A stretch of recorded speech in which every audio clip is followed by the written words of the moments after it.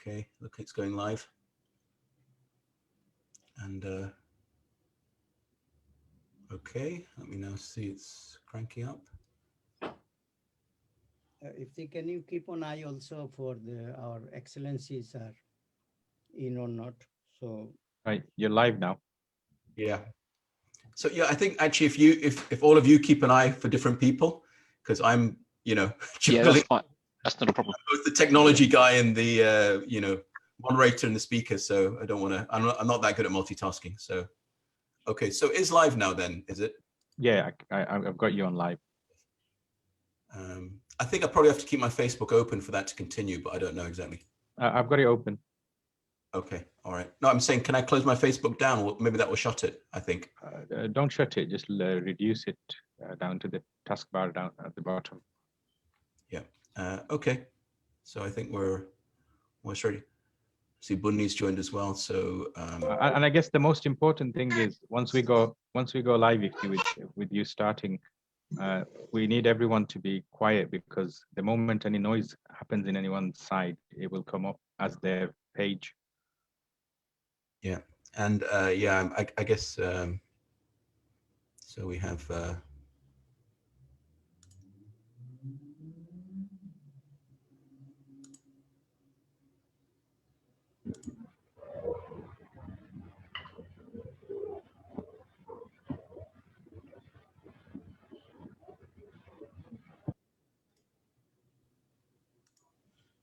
Okay.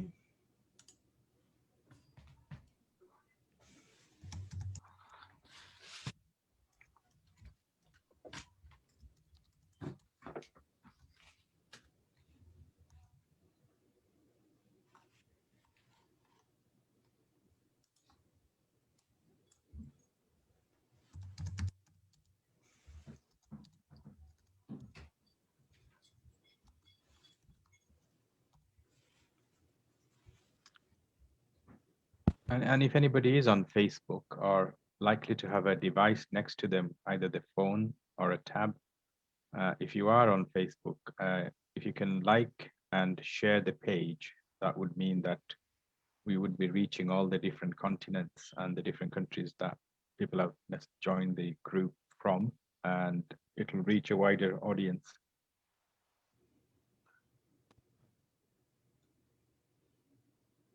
And if anybody is on Facebook or likely to have a device next to them, either the phone or a tab. Ifti, just to let you know that I'm on board and I'm muting myself and will be happy to speak at the appointed time. Okay, thanks, Farooq. Welcome. I think I guess I'll obviously introduce you, Farooq, when you start, but as one of our most distinguished participants, I don't for Anne-Marie and Peter and others. I think I mean Ambassador Farooq Subhan is the president of BEI and also the former foreign secretary and also head of the board of investment. So very privileged that he's joining, especially so late in Dhaka. So look forward to his comments. Happy to be a part of what I think is an excellent initiative. So congratulations to you and to your colleagues who have joined hands in making this possible. So I wish you well and look forward to this evening's event. Thank you. Thank you I'm so much. muting now and we'll talk when you invite me to do so. Okay, thank you so much.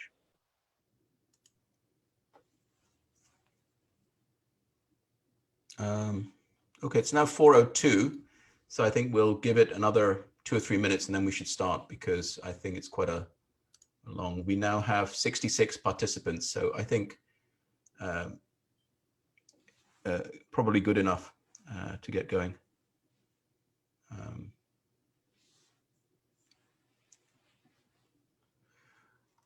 Right. In fact, let me start recording it now. I think we should start. Let's stick to the principle of being on time as best we can. So let me record it now to the cloud. Okay, let's start. So welcome everybody. This is the launch webinar for Pathfinder, a new digital entrepreneurship platform. If I can request again for everybody to stay on mute unless you're speaking. So that will make the whole Zoom webinar process smoother. Just before I start, yeah, if you can just stay on mute, please, everybody. Just before I start, if I can, you've seen it's a very full agenda. We're going until it's scheduled 6 o'clock. I have a feeling it may go a bit longer. We have, I think already I mentioned 140 plus members of Pathfinder, and we've really only launched in the last couple of weeks. So 140, 150 members across 12 countries in 2 weeks. So it's kind of a, I don't know what you call it, explosive viral growth, you could say positively.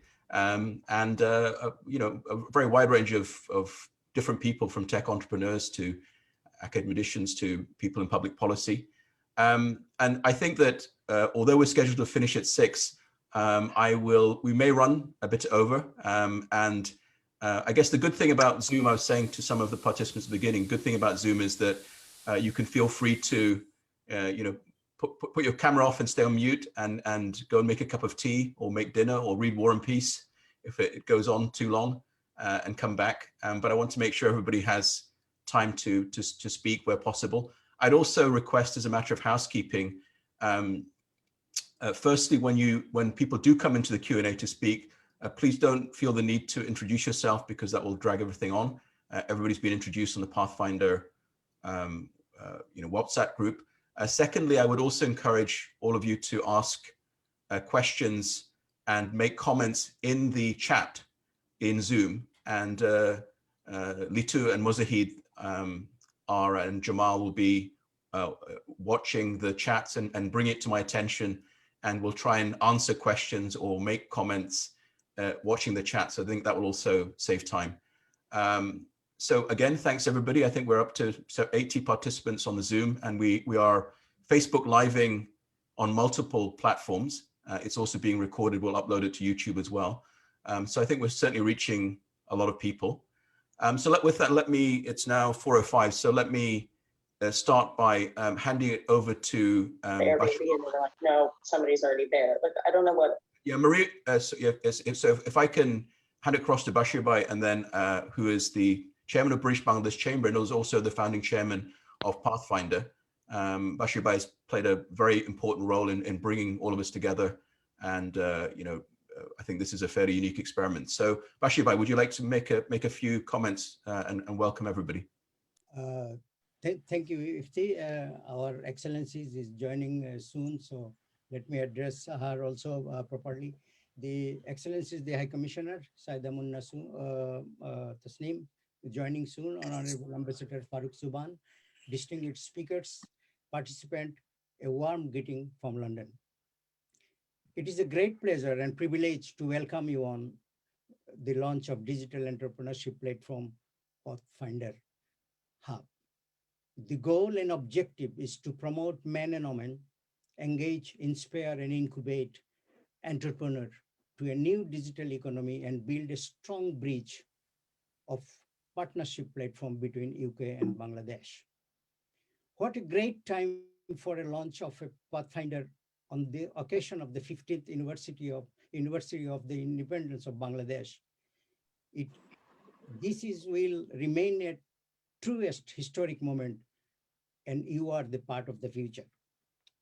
We are a social enterprise helping the catalyze innovation, growth, and business opportunities for the next generation of technology entrepreneurs, regardless of background. Great to see so diverse yet inclusive participation of entrepreneurs, academics, professionals, social activists, and business institutions from around the world participating at this call, joining us to enrich, contribute, support the platform. It is a privilege for BBCCI to initiate this brilliant project, taking part and contributing as one of the co-hosting stakeholders' role.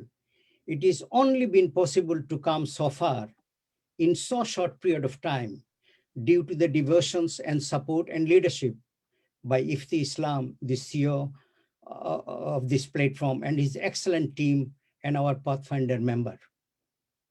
I am very proud to be a part of the team member only. I express my sincere gratitude and appreciation for your participation of today. Looking forward to your supports and to achieve this social community objective. I thank you all. May I now invite Ifti Islam, the moderator of the program. Ladies and gentlemen, I am presenting you to the CEO of Pathfinder, Ifti Islam. Thank you. Thank you so much, Bashir Bhai, for those heartfelt comments. Let me start start with the presentation. I've shared a concept note. Again, if I can request everybody to stay on silent when they join. I've shared a concept note, now let me go through this presentation slide. There are 24 slides. I'll go through it in 10 to 15 minutes, so maybe a little bit racing commentary, maximum 15 minutes. But we should hopefully have time in the Q&A to talk in more detail. Okay, so the first question is why are we doing this, and why is now the right time for Pathfinder? I think that the issues that we're discussing, I think everybody is discussing here in the UK at the highest levels of government and indeed globally. You can see from this chart that COVID has been an economic and a humanitarian crisis. In the UK, we've had 125,000 deaths and rising. Globally, 2.7 million fatalities and 122 million cases globally. And you can see from this chart here that GDP growth contracted in the UK by almost 10%, which is the worst we've had in anything in the last 150 years. You'd have to go back to the Great Frost of 1709 to see a decline in GDP growth more than that. The second slide I want to highlight is that this impact, this negative growth, and also the fatalities in COVID has not hit society equally. The BAME population, of which British Bangladeshis are a major part in the UK, have been severely hit. You can see from this chart, Black, Bangladeshi, Pakistani, those communities have actually suffered COVID fatalities and cases to a much greater extent than the overall population in the white community, and also been economically disadvantaged to a greater extent. So this is one important fact before we start the Pathfinder journey. Now, there is a degree of optimism in Pathfinder. So this left-hand side slide shows vaccine rollout in the UK. It's moving. I think the UK has probably had the worst COVID fatalities, or one of the worst as a percentage of population, but actually it's had one of the most successful vaccination campaigns. And as a result, we're now forecasting, here you can see the green line shows 2020 GDP growth, as I mentioned, minus 9.9%. The light blue line shows the GDP forecast for 2021, and the blue bar shows the GDP forecast for 2021 as of March. So you can see that actually the UK, this vaccine rollout is actually fueling greater economic optimism. But you can see in Germany and France, if we were to take those this GDP estimate now, I think Germany and France are looking, and the whole of continental Europe is looking more at risk given the very slow vaccine rollout there. The US is also doing very well. So there is some optimism for growth. But I think that before we start talking about the growth outlook, it's also worth thinking about inequality. This left-hand side chart from an UNCTAD report shows technology, different phases of technology over the last 300 plus years. The red line shows rich countries, and the blue line shows the rest of the world, or the periphery. So you've actually been seeing that technology is actually benefiting the rich countries disproportionately to the poor countries. So countries like the UK have benefited, countries like Bangladesh and South Asia have been lagging. So one of our goals in Pathfinder is to bridge that gap. A second gap that's happened in this right-hand side chart here, this is some work from the IMF, which shows what's called a Gini coefficient. A Gini coefficient, the higher the Gini coefficient, the higher the degree of economic inequality. So what this chart is showing is the number of years after pandemics. This has taken all the pandemics since the Second World War. And what we've seen consistently is that income and economic inequality gets worse after pandemics.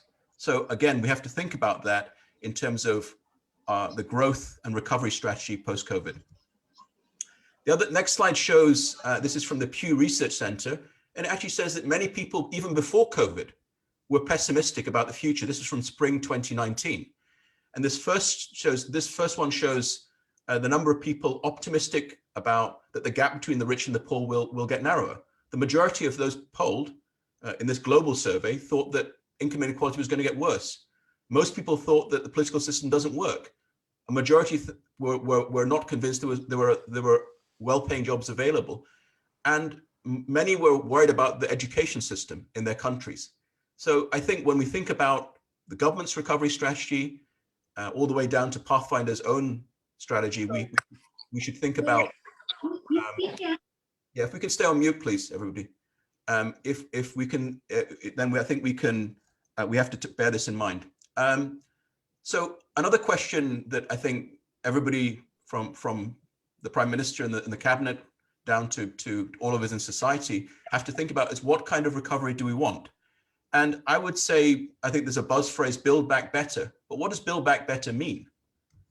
And this slide is a bit busy, but you can see that there's a big policy buzz going on around the World Economic Forum. They've coined a phrase called the Great Reset. And the Great Reset is about rethinking the economy, society, what kind of society we should be in, both in our own countries, but also globally. And if you look at some of these themes, shaping the economic recovery, redesigning the social contracts and skills and job development, restoring health in the environment, developing sustainable business models, revitalizing global cooperation, strengthening regional development, and harnessing the fourth industrial revolution. All of these things are part of the Pathfinder strategy and plan. This is what we're thinking about, and how do we actually achieve it? Now, in the next section, I want to talk about many negative things from COVID, but one of the positive things about the COVID crisis is its accelerated digital transformation in many sectors of the economy. This slide here is from McKinsey, and it shows that global adoption of technology, this one shows share of customer interactions that are digital, but global adoption of technology has accelerated by at least 3 years in the 12 months of COVID. In some cases, accelerated by 7 years. So we've seen this tremendous acceleration in digital adoption. We know it. We're on Zoom now. We're having a conference on Zoom. We would never have thought about that a year ago. Nobody would all be packed into a five-star hotel in London, and probably would be doing the conference in London, and people in Bangladesh wouldn't dial in, or we have people from New York, from Houston, from LA, continental Europe. So I think the digital adoption in terms of speaking to each other, we're in that sense closer. We obviously, e-commerce and many other sectors have all been booming during this lockdown. And this next slide from UNCTAD report as well, shows that the fourth industrial revolution, or frontier technologies, that marketplace is going to increase by a factor of 10-fold from 2018, $350 billion, to 2025, $3.2 trillion. So these are concepts like AI, artificial intelligence, IoT, Internet of Things, 5G, solar technology, drones, big data, robotics. The question is, are we as a society ready for this? And more importantly, are the disadvantaged components of society, are they ready for this? So when we think about skills development and training, how do we enable the whole of society to participate in this boom? Not just Jeff Bezos or Elon Musk making $200 billion. The majority of our population in the UK and many in Bangladesh and other countries are struggling to feed their children. So these Bitcoin above $50,000 or these centi or double centi billionaires are not remotely reflective of the reality of the COVID crisis. The second thing, this slide it's a little bit, this shows Microsoft has made an estimate that there will be 149 million new jobs by 2025 in technology. Again, we ask the question, and if we ask school children in East London, are they ready for this new jobs revolution in technology? I don't think they are. And so we, within Pathfinder, and I think amongst other key stakeholders like the government, we have to think about these issues carefully. Now, coming on to some Pathfinder ideas. Many people ask me, is Pathfinder just about helping? I mean, is it more about discussion? Is it a think tank? Well, actually, in the last 1 month that Pathfinder, it's a very young baby. So Pathfinder, I would effectively say, is started a month ago. And we're already having serious discussions amongst the founders and amongst the members of Pathfinder about big picture technology opportunities. So I picked 3 here: digital health, Babylon. That was a $2 billion valuation. It's raised $550 million. And we are already starting discussions with a group of UK doctors and a group of Bangladeshi doctors about creating the next Babylon, Babylon Plus, in the UK in the next 12 months we want to launch. So in digital health, we see a massive opportunity to create a digital health platform owned by doctors, and particularly by doctors from the BAME community. On food delivery, Bashir Bhai is taking a lead on this. Bashir Bhai and I were talking about why is it that Deliveroo is going for a $10 billion valuation IPO in the coming week, and they're trying to raise £1 billion. Well, the British Bangladeshi restaurant industry, there's 11,000 restaurants with more than £4 billion of turnover. Why doesn't the British Bangladeshi restaurant community or the BAME restaurant community, or why don't we get together and launch a Deliveroo for British Bangladeshi restaurants? It's certainly not a lack of technology. We have, I mean, within Pathfinder, we have many talented technology companies and technologists. We have funding. What we need is a strategic vision and a collaboration, a partnership to do it. Same with digital bank. Revolut's now $5.5 billion and has raised $1 billion in funding. Why can't we have a diaspora digital bank? And that's what we're discussing. So we're talking about some big projects, but we're also talking about small projects, or I think equally important is the 26-year-old woman entrepreneur. I'll bring her onto the Q&A, hopefully, Antara, who's started an art business on Etsy, and she wants to promote her art business. And can she be part of a global virtual art gallery? So we will have large business projects, but also ones from the ground up. And I think Muzahid and Lita will talk about that later. The next theme is about having a green and sustainable recovery. So we've had a reduction in greenhouse gases in the last 12 months because people haven't been able to travel, but we have to embrace that opportunity to have a green and sustainable digital recovery and not move back. We also want to build global partnerships, fight against anti-globalization. This current EU-UK vaccine war is the beginnings of the anti-globalization. We're seeing that in the US-China friction, even after Biden's been elected. And I think I like these quotes about combining the green and the digital revolutions. So Arthur D. Little talked about, as society becomes more environmentally conscious and aware, they need to address climate change. Going digital should also mean going green. We should have virtual working and more efficient production going hand in hand and reduce resource depletion. So for example, today's conference, is it the case in 1 year's time we have to all get back into a hotel? Or do we have to get onto a plane to go to conferences in Dubai or Dhaka? And how can we encourage more green economy projects? And Litu, one of the co-founders, is working on an aquaculture project in Bangladesh as well as in the UK. This is a very busy slide, but it's again from Arthur D. Little, but it shows a number of recommendations to governments.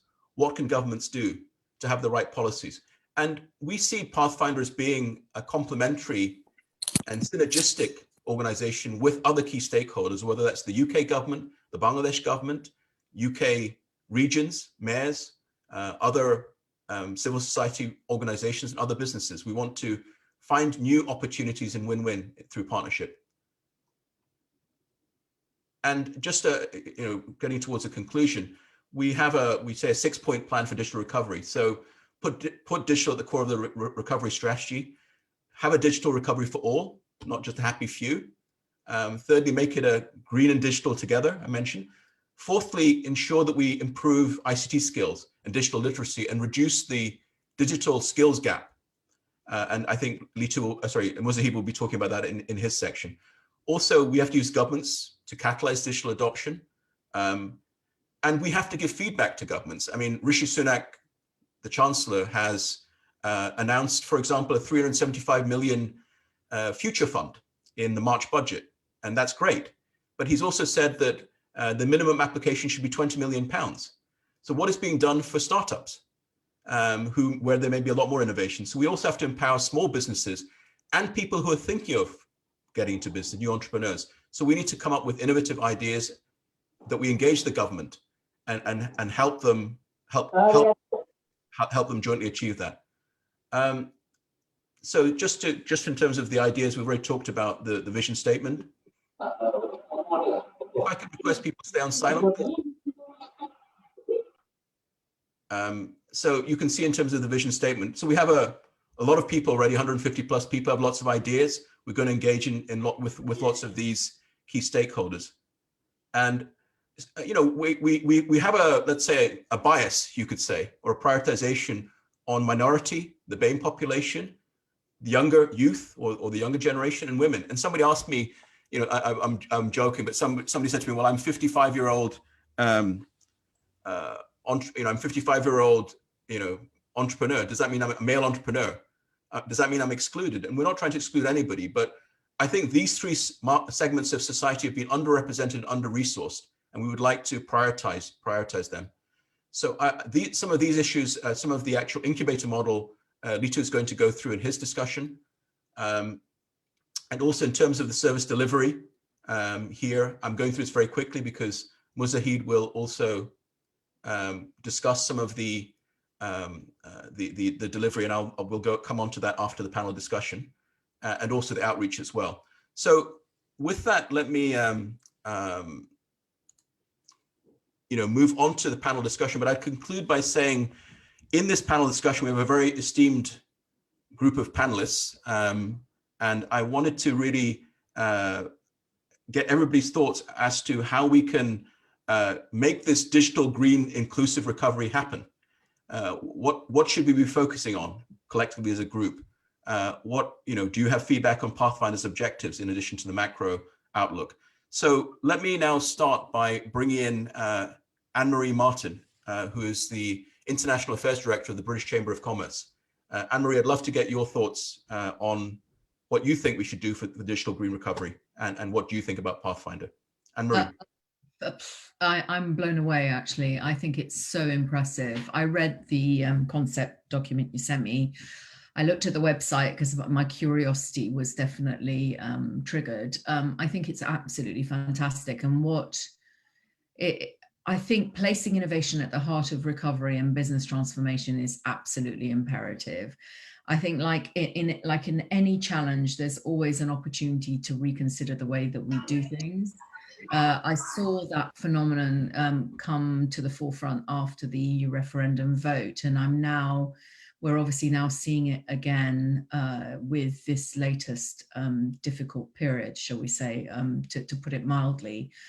I think you're right, accelerated dependence on technology and sort of placing innovation at the heart of recovery and growth has become the top subject. It was on its way, as we all know. It's probably been accelerated by about 5 years. I think people say 3 to 5 years. And it's almost like we've been somersaulted into that. So I feel that we have a bit of catching up to do. And I think you've already highlighted some of the key areas. But I think sort of success for me comes from a combination of a few factors. One is around technology being that driver for future development and growth, and also that sort of diversification in industry. So we're seeing all these extraordinary new industries emerging, med tech, you've mentioned, fintech's been around for a while, agri-tech, energy tech, trade tech, everything has that tech element attached to it. But I think it's got to be combined with encouraging entrepreneurship, which you're clearly aiming to do, to drive new ideas, products and services that are fit for purpose and for the future, not just the existing environment, but the future environment, because the world is changing at such a fast pace. The key, which you've also highlighted, is, and it always has been, this is not rocket science either, is access to adequate and agile financing for new business. So I'm so pleased to see the sort of digibank solution that you're proposing, because for a long time now, we've talked about how does, for example, my background prior to this role was pan-European, and one of the biggest problems that was cited by businesses around, Europe's continued competitiveness in the world is being able to provide sort of alternative financing options for businesses. So it's really good to see that that's absolutely at the forefront of your agenda. And then I think coupled with that, sort of forging international connections and relations, because actually the only way that we are going to get out of the pickle is by trading our way out of it. So cyberspace has no boundaries. So, that accelerates that whole area as well. And there is the whole area of the big questions, how people are driving change from the bottom up. But I'm happy to hand over back to you, and we can perhaps talk about that later on in the panel. Yep, thanks so much, Anne-Marie. I think, again, I appreciate, I think these are, I think you've amplified that many of the issues that we've been thinking about as we start this Pathfinder project and journey are issues that the mainstream business community in the UK have been considering. I think not just with COVID, but we're seeing also almost an existential crisis after Brexit for exporters to Europe. So we also need to think about digital and also the bridge to countries like Bangladesh to find new markets for UK businesses, given the current logjam in the EU. We can come back to that. And maybe now I'll bring in Professor Gurpreet Jagpal, who's the Pro-Vice Chancellor of the University of Suffolk and also a world-renowned expert on entrepreneurship. So Professor, would you like to make some comments? Thank you. And firstly, just let me say congratulations to you and the team. I think it's a fantastic effort in terms of what you've already achieved and actually the ambition and scale that you have for Pathfinder. I think it's desperately needed in the situation that we find ourselves in at the moment. So really well done to all of you. Just want to echo a lot of what Anne-Marie was saying, actually, in terms of kind of future opportunities. And I think the green tech agenda and the green agenda and the decarbonisation, low carbon economy is where the future's going. And I think for us in education, it's how do we ensure that we are educating the future workforce with the skills and knowledge to capitalise on that opportunity. And let me just take that a little bit further. I think the technology itself, if you look at it from a kind of a hardware and a software perspective, will develop. The challenge that we've got, and many of you have probably seen the headlines today about the digital skills gap, our ability as individuals, as either current individuals or future individuals, is how can we make sure that learners, employees, have the skills, the digital skills, to be able to take advantage of those opportunities and the opportunities that we are going to be afforded with. So education, in my opinion, has got a massive role to play. So we've got the digital skills on one end. I think the other end of the spectrum is around the entrepreneurship skills and making sure that students are leaving college, they're leaving university with digital skills, but also the ability to take on opportunities to start a business, to drive innovation. And education has got a big, big role to play in that. For too long, what we focus on is just providing knowledge. And actually the role of education is changing. So it is about knowledge and it's about skills. And for me, equipping learners with innovation skills, entrepreneurial skills, the ability to think creatively, create ideas, generate ideas, create businesses, and take risk is really, really important, and very much what we're trying to do within the university sector and at the University of Suffolk. So, for me, it's green tech, low carbon as a future economy, and it's making sure that we've got learners that have got the technological digital skills, but also the innovation and entrepreneurial skills to drive that forward. Thank you. Great, thank you so much, Professor. I think that's emphasizing the green economy opportunities. That's something we should certainly explore, and we probably want to also create a focus group on that area. I think the second quick observation I make is that it is about, we are much more globally integrated and connected. And I think we also, I'll come to Professor Hannan in a second, but we have to find the right partnership opportunities to build much more by collaborating globally. Now, can I go to bring in Peter Bishop, who's the editor of London Business Matters and the former Deputy CEO of London Chamber, to give his thoughts. Peter. Oh, okay, thank you very much, everybody. I'll just make three comments, I think.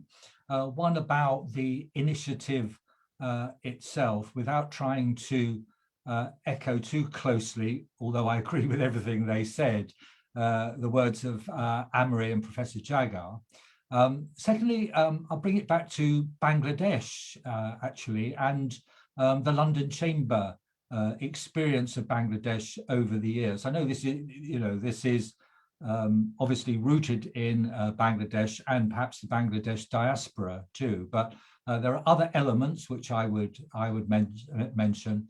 And then thirdly, I'll just say a brief word about spreading the word, getting the story out there even more. So starting with Pathfinder, well, I read your report last night. It's very dense, it's very comprehensive, and it really does. If anybody needed convincing that this was a good way to go, taking in the effects of COVID, the working from home, the digital, sustainable, all the buzzwords, yes, but buzzwords are there for a good reason, that they are catching the mood and the reality of the time. And I think you've done that magnificently, and I think it sets a really good platform. Obviously, with the great work of Bashir Ahmed founding Pathfinders, that seems to me to be a winning team, and lots of people will want to be part of that. I'll come back to that when I talk about spreading the word. The second bit I'd say really is, perhaps you might think I'm going back in time, but the London Chamber experience of Bangladesh over the years has very much been on imports. So from a documentary point of view, I've lost count of the number of replacement GSP, generalized system of preferences,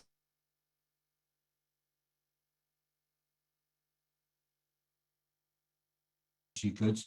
Generally, as you will, people on this call will very well know, being in the RMG sector, the ready-made garments sector, you'll all know, but hopefully we're delighted to know that when the UK officially left the European Union, we promised that the GSP system would be replicated in full and perhaps improved in the future. So Bangladesh would still benefit from the generalized preferential system. Linked to that, the way that the Chamber was involved, has been involved with Bangladesh over the years, is on such things as duties when they were payable, because quotas have been filled, because there were not only tariff quotas, there were physical quotas too, with import licensing. And it's, I mean, the amount of it, the percentage of Bangladeshi that are made up from textiles and so-called sensitive goods in that world, it is enormous. And it's still a very strong link between the UK and Bangladesh. Thirdly, I would mention that when we, the London Chamber, set up the Asian Business Association back in the mid-80s under the great Lord Ghulam Noon, it was a bit of a misnomer. It wasn't the Asian Business Association at all. It was the Indian subcontinent one. So, okay, India was a big player in that, but Bangladesh, also Pakistan, and to an extent Sri Lanka and Nepal too. That played very much on the diaspora here, and the role the diaspora can play in bringing together, the business experience and expertise. And actually, what you're doing with Pathfinder is a natural progression of that too. What we struggled with Bangladesh was finding the right kind of lobbying or campaigning projects to get behind. We did once, and this is going back in time, host a dinner for the then Minister for Overseas Development, the Right Honourable Linda Chalker, now Baroness Chalker, of course, in a Bangladeshi restaurant in Brick Lane, in order to highlight the role, the developmental aspects of her role, and much is like Bangladesh. And then further, actually, staying on with the restaurant theme, we did lobby for easier immigration laws for Bangladeshi chefs coming over. As you know, it's a great skill, and it's a very precise skill, and it's one that such skill has to be imported. And then finally, linked to that, the idea that was put forward in your slide, and I didn't know the numbers, but the thousands of the Bangladeshi restaurants in the UK, and the potential for a specific Deliveroo for that, or actually you expanded it and said it could be a Bain one. That really struck a chord. So that was meant to be the bit about the London Chamber experience, and and hopefully it plays into a bit of what you've been doing. But to come back to how the story can be spread, how the word can be got out there even more. I mean, it's a great start, isn't it, with hundreds of people into 2 weeks or so. And although you've mentioned, and it has been mentioned in the documentation around this, the heading Bengal tigers, which you've used, writes itself, doesn't it? I mean, I certainly know what my headline will be when I write this up for London Business Matters, and that's the challenge now, isn't it? I mean, it's a fantastic start. This webinar will do a lot of good, but we've got to keep it going in a month, 2 months, year, 2 years time, and I would certainly volunteer to do anything I can through my magazine to help that. Okay, I think that's enough from me. Back to you, Ifti. All right, thank you so much, Peter. I think you covered a lot of very important issues.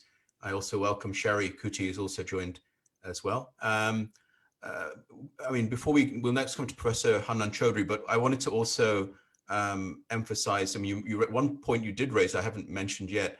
So beyond digital health, or a Babylon from British Bangladeshi doctors to Deliveroo or a digital diaspora bank. A fourth, let's say, large project that we've already started some discussions on actually relates to the garment sector. So maybe in the Q&A we'll have time to discuss that, or maybe is that the idea that during this COVID crisis, we saw in March and April, there was massive cancellations of orders from British buyers, whether it's Primark or others, Edinburgh Woolen Mill and others, of Bangladeshi garments orders.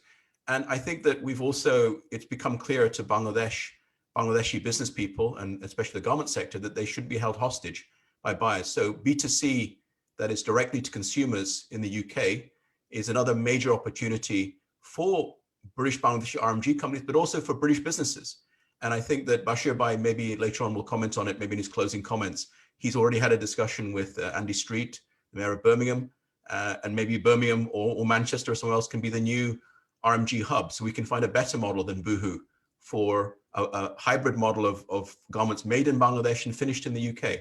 So maybe that's something we'll come to later. Let me now come, in the interest of time, move to Professor Hannan Chaudhry. Professor Hannan is the Dean of North-South University Business School. That's the largest private university, the most prestigious private university in Bangladesh. He has 300 faculty in his business and economics department and 18,000 students in his business school. So I think I'd like Professor Hannan to talk particularly about the importance of a post-COVID digital and green recovery in Bangladesh, and also collaboration between NSU Business School and universities in the UK as well. Professor Hannan, over to you. Yes, Thank you very much, Ifti Islam, and also Bashir Ahmed, the chairperson of the Pathfinder. I must thank actually all the founders of the Pathfinder. I have been observing in just quick time that you all have been able to connect Bangladeshis and also some very vital few from across the world. I have heard that, well, 12 countries are already been connected and UK is heavily involved in this platform. Today from your presentation, that what I have, learned that, well, Pathfinder is an organization that is going to be very helpful for Bangladeshis, especially when I have observed that you have focused on empowering and inspiring youth for the, the upcoming generation of youth, in regards to, getting more entrepreneurs in the digital, platform. What we all have observed during pandemic, even a country like Bangladesh, we have been actually figuring out it that, well, although there are huge digital activities going on in the name of digital Bangladesh, but we have also observed there are digital divide that is existing in this country. We have seen that, well, how urban and rural people have been actually divided and segregated, both gender-wise, male versus female, and also even sector-wise, private versus government or public, and of course the economic divide, poor versus rich, have been very clear to all of us. But despite being all this division, Bangladesh has done tremendous good job in many sense in terms of bringing very good support for education through many innovative edutech, and also in the health sector also they have done good job. And of course, we do not have to mention that in e-commerce and e-commerce service delivery that Bangladesh has shown excellent in terms of at least, meeting the demand of actually the urban people in particular. I would say banking and finance has also done great job, but we can clearly see that there are still many things to do. Today, the earlier speakers, they have all actually rightly pointed out some of the very vital areas that need to be focused in the upcoming days and months, especially in the fintech sector. The green tech has been discussed, and agri-tech, energy tech, all these are very vital for Bangladesh. But my point is that, well, being an academic and also I'm running the biggest business school in the country, I see that, well, the way Pathfinder is formed by taking a group of people from Bangladeshi NRBs, especially from across the world, that you can do a lot with North-South University, in particular to help the young youth. I know that Pathfinder has also other agenda in terms of policy making and policy support and other aspect in business and trade and other thing. You can do a lot. Farooq Sawan Ambassador Farooq Sawan is there. He might be able to help and also take the advantage from a Pathfinder in terms of policy and other issues. But my focus would be heavily on education part and with young youth, because the intention that I see from all of you, I have been observing in last two sessions, I met quite a few people, very potential in this platform, who can actually help Bangladeshi young youth and also Bangladeshi NRB and diaspora and across the world in terms of involving themselves in digital entrepreneurship and also innovating, new business ideas. Your great ideas, great suggestions could be accommodated at North-South Business School, but as opposed to that, also North-South University, we do have incubation center, what we call NSU Startup Next. We are training and teaching our graduates to be, adaptive with the change of the technology that are actually happening, especially in the industry floor. Bangladeshi industry floor are actually transforming and changing heavily, that in the upcoming days, in many fronts, we are going to see that, well, jobless future for some of the unskilled individuals are going to be a reality in Bangladesh even. And therefore, it is very essential for us to think about that how we can actually train or give proper skill that are truly very important in terms of developing our human resources. And Pathfinder can be a catalyst in that sense, that they can bring ideas, they can bring also people, they can bring technology through other support that they can bring in Bangladesh, so that we can help our graduates here in Bangladesh. Because at the business school at North-South University, we do not want to see that, well, we are going to motivate our students to even become a job seeker in the upcoming days. We would rather be very interested in focusing in terms of self-entrepreneurships, and also try to see that our students and graduates are going to meet the social needs by resolving social problems through technology and through innovative ideas. That's what is something that we would like to see in the upcoming days, that future is on technology, future is on digital front. And Pathfinder, if you really want to do something great and involve our young potential student, you should be able to do that. I do not want to name that how many technology-based e-platform that we have been able to produce from North-South University. There are many successful e-commerce and fintech platform, digital platform that has been evolved from North-South Business School, and these potential projects are very successful both in country and abroad. So there is a possibility of sharing ideas and your thoughts. I would appreciate that if this platform somehow they want to collaborate with North-South Business School, we would love to have your opinion, we would love to have your feedback, and we would also like to see that, well, from this platform, we can take some agenda to even help the future generation of these students in our country. With all this, at this moment, I'm going to stop and let me also hear from other people. There are quite a few people, they are very potential in this platform. They can give us good feedback, good suggestions, and good recommendations. Thank you very much. And I wish all the success for Pathfinder, both in UK and also globally, I would say, not in Bangladesh, across the world. Thank you. Thank you very much. Thank you very much, Professor Hannan. And I would, we are encouraged by your enthusiasm, and I would make a special note on the first Pathfinder call. This is the third call. First Pathfinder call, Professor Hannan, he joined our call at midnight Bangladesh time and stayed till 2:30 in the morning. And despite my repeated, I know how busy he is. I said, Hannan Bhai, you can always watch the recording, and we'll try and make it earlier next webinar, I promise. And he actually stayed till 2:30, till the end of the webinar. So he's, talk is cheap. He actually puts a huge amount of effort despite this massive responsibility. Before I move on to the next one, I just wanted to talk about this British-Bangladesh bridge. Again, when somebody was telling me, what does that mean exactly? Well, let me give a very, very quick 1-minute example of what's actually happened in the last month. So beyond all of the research papers and everything else, we have one of digital health has actually been the area we've moved the fastest. And actually health is is to me an area, artificial intelligence in health, technology in health. It's where there is a natural collaboration given the COVID crisis. So what have we actually been doing? We have had now 6 conference calls between a group of NHS doctors in the north of England and also a consultant physician who's on this call in London area, and a group of doctors in Bangladesh. And we have discussed and are planning how to launch a digital health platform in the UK, Babylon Plus, and also in Bangladesh.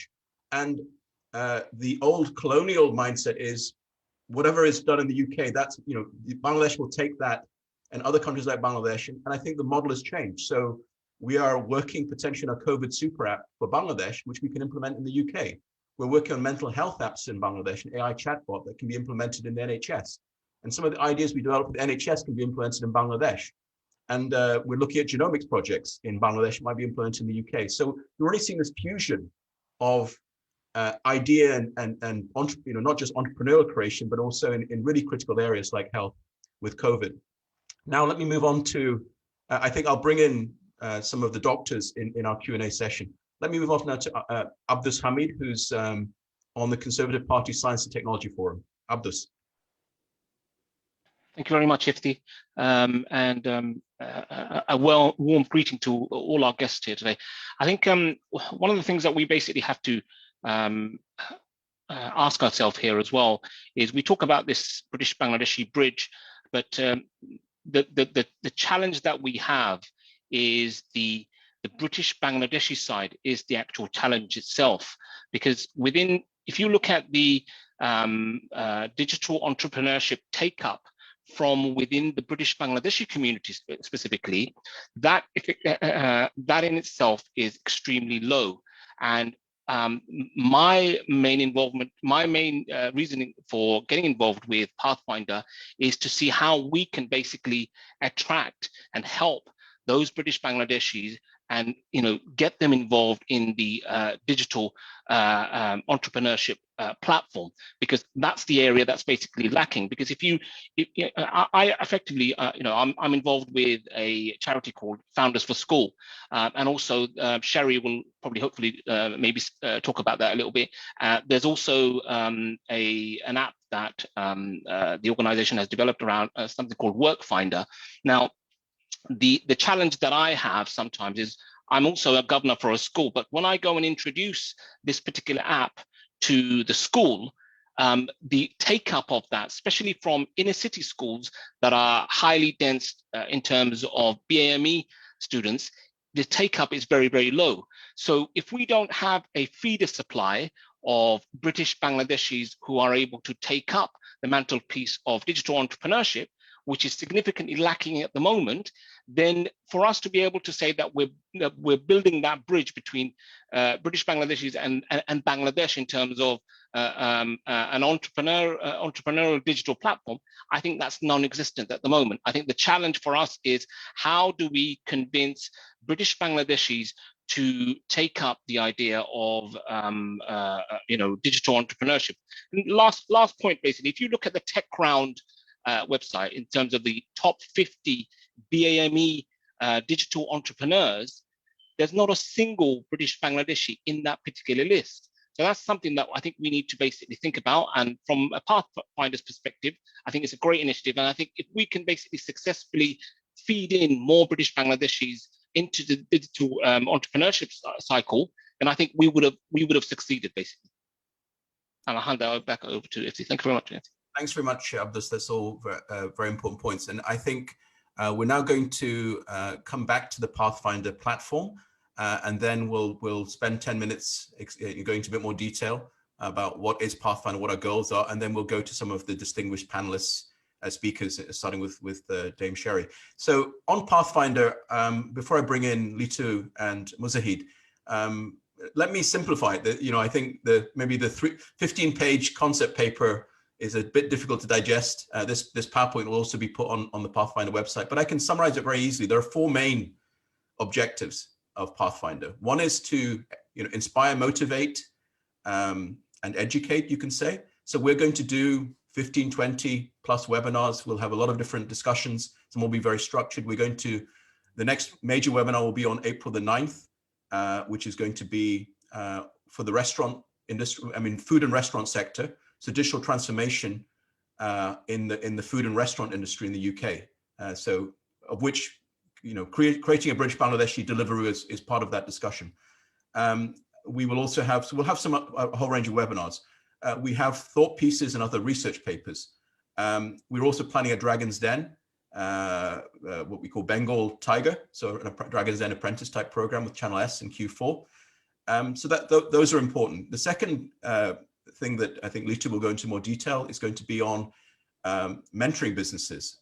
So we want to establish a Pathfinder Innovation Incubator Hub, and also partner with other organizations in the UK and also in Bangladesh and other countries.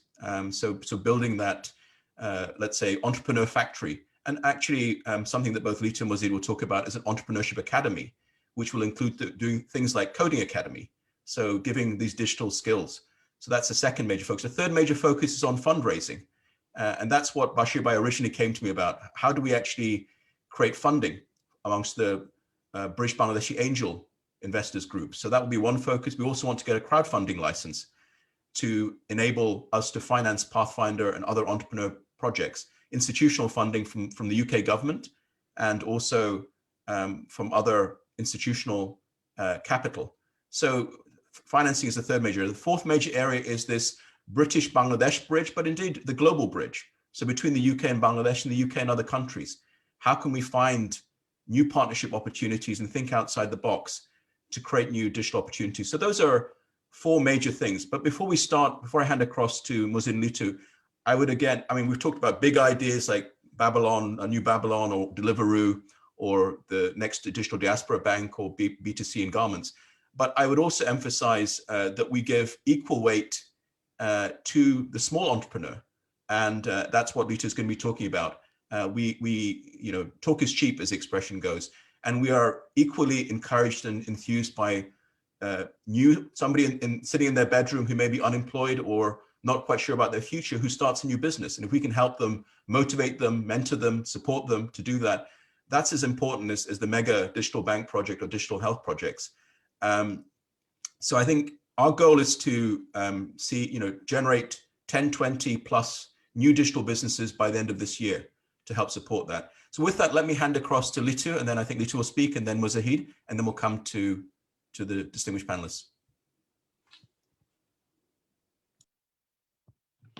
Hi, good afternoon. I take this opportunity to thank all of my Pathfinder co-founders and the delegates with this call today, with whom we want to inspire, motivate, and catalyze digital entrepreneurship.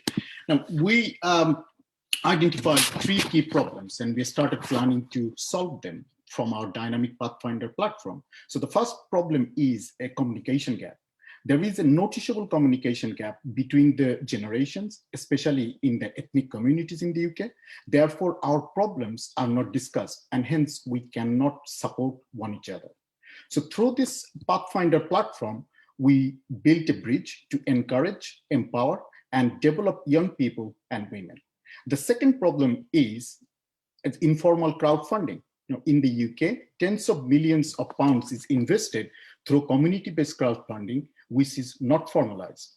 We solve this problem through this Pathfinder platform by building a crowdfunding platform and angel investment group. Now, the final problem is an opportunity, which is to build a startup ecosystem. Now, recently, research is done by Bill Gross, CEO of Idea Lab, on successful startup, where he found that the timing is the most important for startup success, along with other variables. We recognize the challenges from COVID-19, and the timing is just right for digital entrepreneurship to inspire, motivate, and catalyze. Now, we have two business models with that, to solve those problems and create opportunities. So the first business model is to support our core beneficiaries, the young and women entrepreneurship. How do we promote that? We open source idea with community engagement. We do screening and revision, and we put the shortlisted idea in the startup clinics, which goes through a 3 to 6 month residency program as a part of Pathfinder incubation model. And the entrepreneur gets a certification, which is National Qualification Framework level, either 2 or 3 by our academic alliances. And the next part of this diagram is an acceleration process, which connects the founder with the angel network, who will mentor and foster the entrepreneurs and also look after their seed investment. And the growth and exit stage will depend based on the traction. Now, the second business model is designed to support our members who have either an existing businesses or new idea that needs collaboration. Therefore, it's inevitable that we build a peer-to-peer network. In this business model, we focus on acceleration by securing investment through our angel and crowdfunding platform, along with facilitating a range of investment opportunities from our diverse global investment network alliances. We aim to create at least one unicorn in next 5 years, which has the potential to create tens of thousands of employment. Now, at the final stage, I'd like to quote it from Tagore before I hand over to my colleague Mujahid Khan. People's knowledge and nature give together, create civilization. through this Pathfinder platform, we aim to focus on human development towards a sustainable planet. Mujahid Khan, over to you.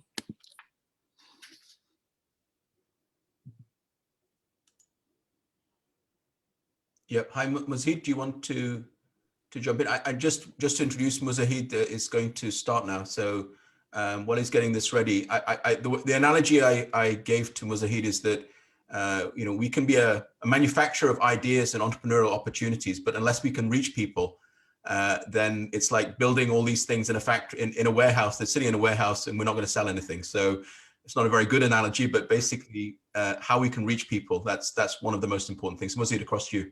Yeah, thanks, Iftibai, and thank you, Litu, for illustrating your slides. I'm just going to put all these bubbles up straight away because I'm conscious of time, but also I'm also conscious that I need to highlight how we're going to engage with our communities. If he has already touched on a number of these things, so I'll just start by saying, how do we inspire and empower the next generation of digital entrepreneurs? Who are our target groups, and who do we need to engage with within the UK? As illustrated before, there is a range of webinars coming through, and they're very exciting. A lot of people are going to be involved in the different webinars, and one of the key webinar for me, particularly being somebody who's thinking about the community and how we engage them, is to in May after Ramadan, we're going to hold a webinar for the youth and the women groups to find out from them their difficulties in coming into entrepreneurship and particularly embracing digital as well. So what do we need to do? I mean, one of the key things here really is the outreach program amongst these bubbles. And the outreach program is very, very key to succeeding and in Pathfinder to be successful in terms of addressing the vision. We need to be engaging with the British Bangladeshi youth. We need to be engaging with the British Bangladeshi women. We need to also be engaging with the different regions, for example, London, Northwest, Northeast, East and West Midlands, Yorkshire, Northeast, and also Wales and parts of Scotland where pockets of deprivation does exist, particularly in the northern towns and cities, and also in the inner cities, and other hard to reach minority groups. In the UK, within the British Bangladeshi community, digital entrepreneurship is lacking for many reasons, as has already been mentioned, at least by a few of the speakers. And that's partly to do with, education, access to support, finance, role models, inequality, and poverty. And there is, of course, a clear digital divide which needs addressing. This is further referenced by a report on the BBC website today, which was done by the Learning and Work Institute, in which it headlines, "The UK is heading towards a catastrophic digital skills shortage disaster." There's a lot of facts and figures and statistics there. I won't go into that.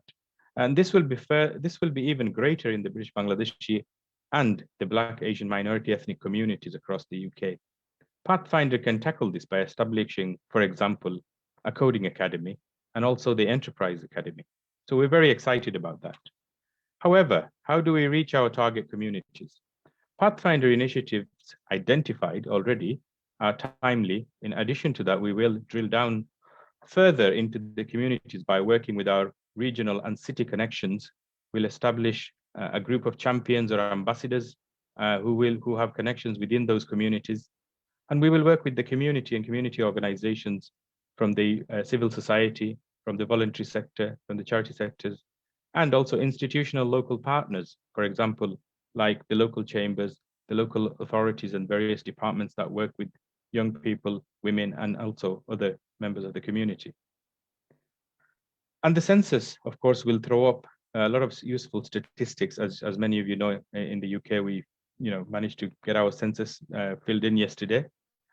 So those statistics and facts and figures relating to our community will be incredibly useful for Pathfinder in the coming months, or actually towards the end of the year.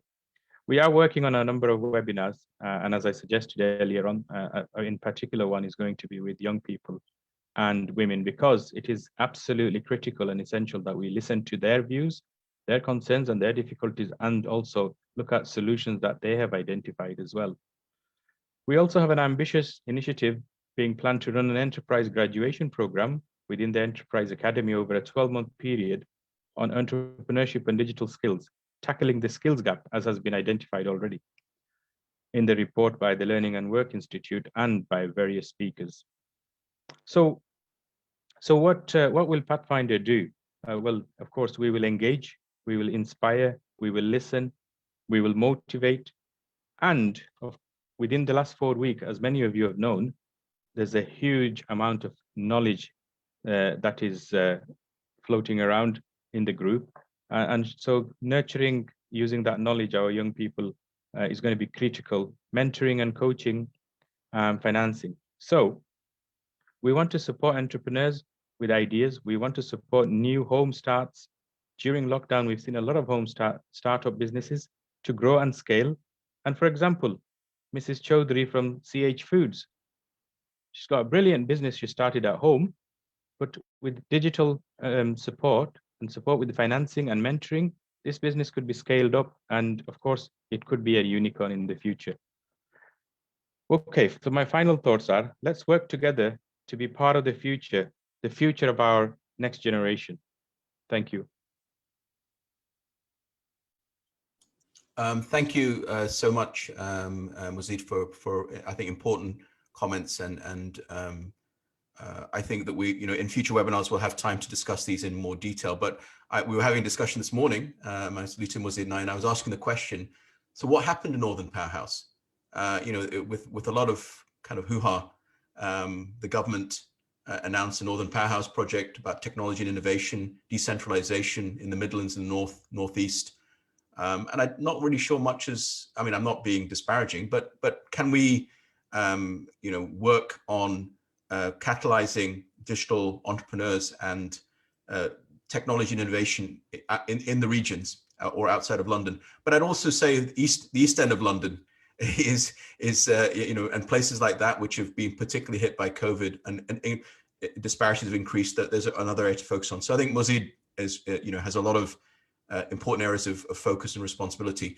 Let me now move on to Sherry Kutu, sorry, and Sherry is actually I'd say one of the most outstanding digital entrepreneurs, and also happens to be one of the role models for women's digital entrepreneurship, women's entrepreneurship, and I think it would be great to get her thoughts. She's involved in many government committees, many government initiatives, as well as being a non-executive director of the London Stock Exchange, Pearson, and the founder of a number of innovative technology companies.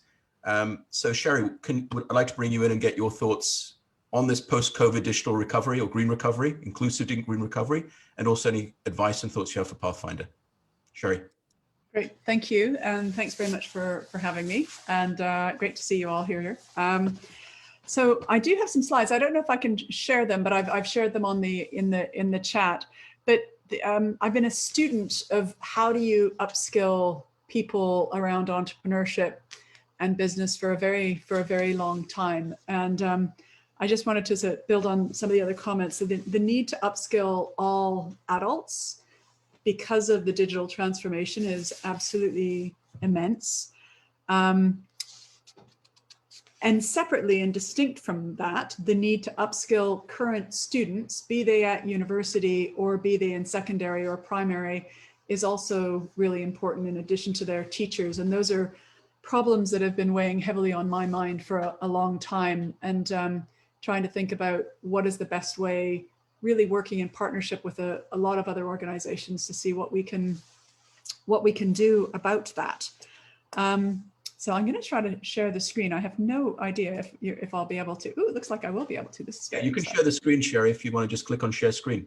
Yeah, great. So let me just sort of, and I wanted to talk, I wanted to focus on, well, some of the things that I'm doing around women, or that others are also doing around women and ethnic minorities, not just with a focus on entrepreneurship, but that's very, very, very near and dear to my heart, but to running a business, and particularly a SME that has the opportunity of growing, but that may not be growing at the moment because of a need to upskill in digital. And I just want to sort of whiz through what that looks like. And I'm going to talk about a digital boost, but I'll also touch on Workfinder, which Abdu mentioned, and also Founders for Schools. Digital boost is focused on upskilling all adults around digital. There's 47 different learning pathways that we've put in place, particularly for women and ethnic minorities who are running small businesses. There's some ferocious statistics in addition to those that you covered earlier about 20 times, if you're running a small business, you're 20 times more likely to fail at adopting new technologies than a big business, for a couple of reasons, but a lot of the time because of resistance from your employees, because of a past history of not spending enough time helping them upskill on digital. So we wanted to focus on the 67% of the population who worked in small businesses who had not been investing in digitizing and digital learning for their employees, because we felt that there was a tsunami of woe and pain coming as a result of COVID. It helps rebuild local economies wherever you are. It doesn't matter what country you're in, but it really does help the local economies rebuild themselves. We have as a goal helping 1 million people who work for micro businesses and small businesses, but specifically a target of 200,000 ethnic people from ethnic minorities and 500,000 women. Not just the leaders of the businesses, but helping them to upskill the people who work for them, because there's been a historic disconnect and a lack of investment in that. We looked at, if you're working for a large company, on average, there's an expenditure in digital upskilling of about £5,000 to £7,000 per person. But if you work in a small business or a micro business, it's between £50 and £150 per annum. So the digital divide is quite extreme and has been widening. So we thought, well, create a platform that can help everybody do that. We absolutely focus on small businesses, but also charities and social enterprises, because 30% of the population works for charities and social enterprises, and they're very important, particularly if you're a woman. And we wanted to help them upskill. So it is very much tied into what DCMS is doing, and also BAYS and the Ministry of Justice and a number of the other companies and sort of government entities and a bunch of others. So there's mentoring calls, which are one-on-one in whatever language you want, and on the 47 different digital pathways. There's webinars and workshops. And again, would love to think about, and we'd love to partner with Pathway. We'd love to be one of your partners, and happy to white label it for you. So again, for me, is like this, what we've done here might help you deliver something immediately to upskill, everyone in your community now. So there's webinars and workshops, and that's again in 47 different learning pathways. There's online courses. We've done an integration with LinkedIn, Coursera, FutureLearn, and Pearson and CMI. So there's 12,000 courses that are entirely personalized according to the needs of the person who's signed up to the thing. And then we specialize ourselves in the reporting, because what we do is we work with communities so they can help their community, and then we report. What we do is we report on the impact. So right now there's 1,600 companies that have signed up to do mentoring. On average, most of the volunteer, and this is all voluntary, and it costs nothing. So this is entirely philanthropic. It's to upskill people, and we found a model of doing it which doesn't involve a lot of money coming out of a lot of people's pockets, which is good. On average, people currently are dedicating 2 hours of their personal time every week to mentor via this platform, because they want to help out their community. Their community being female to female, Bangladeshi to Bangladeshi. I might be female Canadians who grew up in Prince George. I can still do that, because what we're trying to do is connect communities. We've worked here to allow people who are working for small businesses and startups and scale-ups to access people who have had training. So it's an arbitrage of people who have had digitization training for those who haven't yet. And I'm not going to click on this, you've got the link. but we do it to empower the person who's seeking the upskilling to look through and select people that they want to mentor them. And then after that, we recommend other courses that might be of interest to them. I'm going to keep on going. So again, if we were to partner, we'd have we could white label it. There's a lot of other companies that are choosing this platform as something that allows them to upskill their communities without it. So if we had, this is Google's, you would have Pathway or anything you wanted if you wanted it. We track things. Our intention is to track the revenue going up of the people who are being mentored on the platform. Our sole intention is to boost the revenue, particularly of women-led businesses and ethnic minority businesses. And that's by allowing communities to connect to each other, in particular around, we feel that you would have more revenues if you knew how to do it. And one of the ways of doing that is the courses, the short online courses. The other is through mentoring. So we're monitoring stuff already on gender. We're monitoring the difference between different government departments on how they're doing it and different companies, and also on a regional basis. And this is just showing that at the moment, 40% of the mentees who registered in February and March were BAME, although not very many, I should say, from the Bangladeshi community. So I'd love to think about, again, whether or not, if you felt that this was fit for you, that we would set one up for your community and then watch it thrive. Work experience, I just want to talk a little bit about universities. So there's upskilling of students, current students, is super important. And work experience, virtual work experience, means that if you're in Bangladesh at the moment, you could work for a Bangladesh-led business in Britain right now. And it's known that the attainment and the aspirations of students is dramatically increased by actually having projects in real life companies. But the issue, particularly if you're a small business or a startup, is the business school hasn't heard of you. So what we set out to do with Workfinder is bring the small businesses and the startups and the scale-ups to your attention, so that you knew where the really cool work was. Because we think that maybe you'll have 12 internships during your undergraduate. Well, we think at least 10 of them should be in a small business or a startup or a scale up, because you have far more interesting work there than you might do if you're in a big company. And it's okay to have experience in a big company, but for heaven's sakes, get lots of experience in a small company to round out what you're learning in the classroom.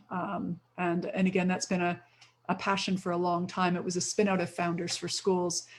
Founders for Schools, as it says, the name on the tin, puts founders of businesses into schools so that children in schools understand what the world of work looks like and what real life people in their community are doing on that.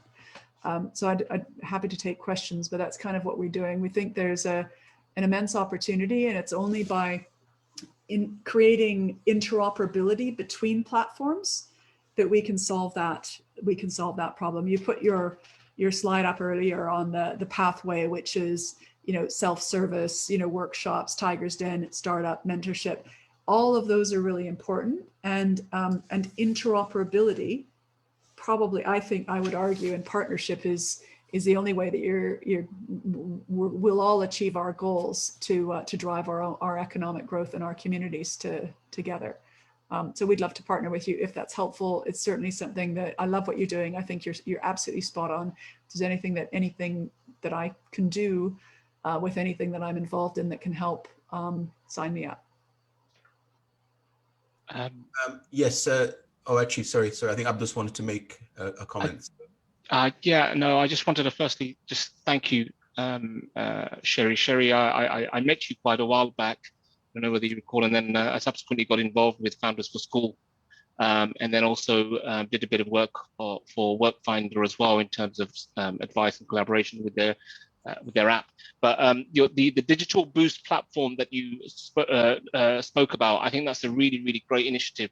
I'm gonna probably preempt it a little bit and hopefully maybe get IFTI support on it as well. If we wanted to partner with you and become a white label of Digital Boost going forward, what kind of assistance, direct assistance, can digital boost give us, bearing in mind that you're absolutely right. The digital entrepreneurship take up within, especially the Bangladeshi women, is pretty much very low, if not non-existent. Basically, is how do we go about using your platform, and using Pathfinder do collaboration for that? And what kind of tips do you, would you suggest? I think actually what I was going to say, sorry, was because we're a bit short of time. I think that we, I think we're one of the priorities probably right after the Eid break, middle of May. We're going to have a women's entrepreneurship, and also we'll have one webinar on women's entrepreneurship and engagement strategy there, and another one on the younger generation and BAME. And I think on those ones it would be great. We can actually give Sherry more time to speak, and we'll actually hopefully have more participants from a broader range of people in the community.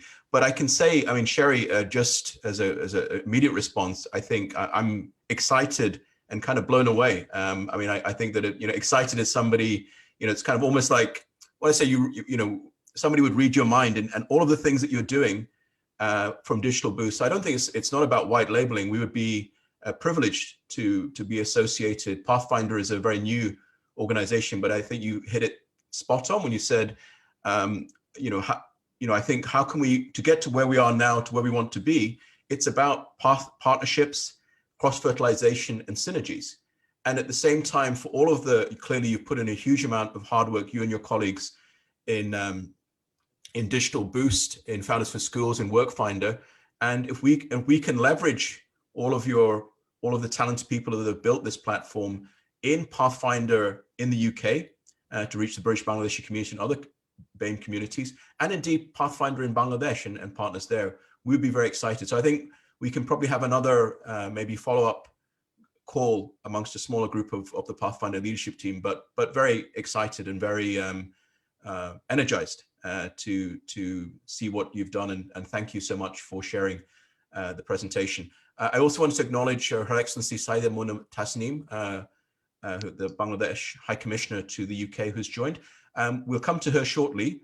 We're now, and Sherry, if you can hang in there, once we go back to the Q&A, I'll also give you a chance to respond, or maybe some people would like to ask you some questions directly. But if we now bring in His Excellency Ambassador Farooq Saban, who very patiently is now 11:25 p.m. in Dhaka. And I don't think Her Excellency Saida Munna Tasneem would mind, since Ambassador Farooq Saban has been her boss in different guises for a long time. And he was also at Queen's College, Oxford. He graduated in PP in 1964. I graduated in 1989. So if anybody needs a role model for energy, for digital entrepreneurship, and anything else, I think Ambassador Farooq Saban is absolutely the right person. So Farooq bhai, across to you now. Thank you for waiting patiently.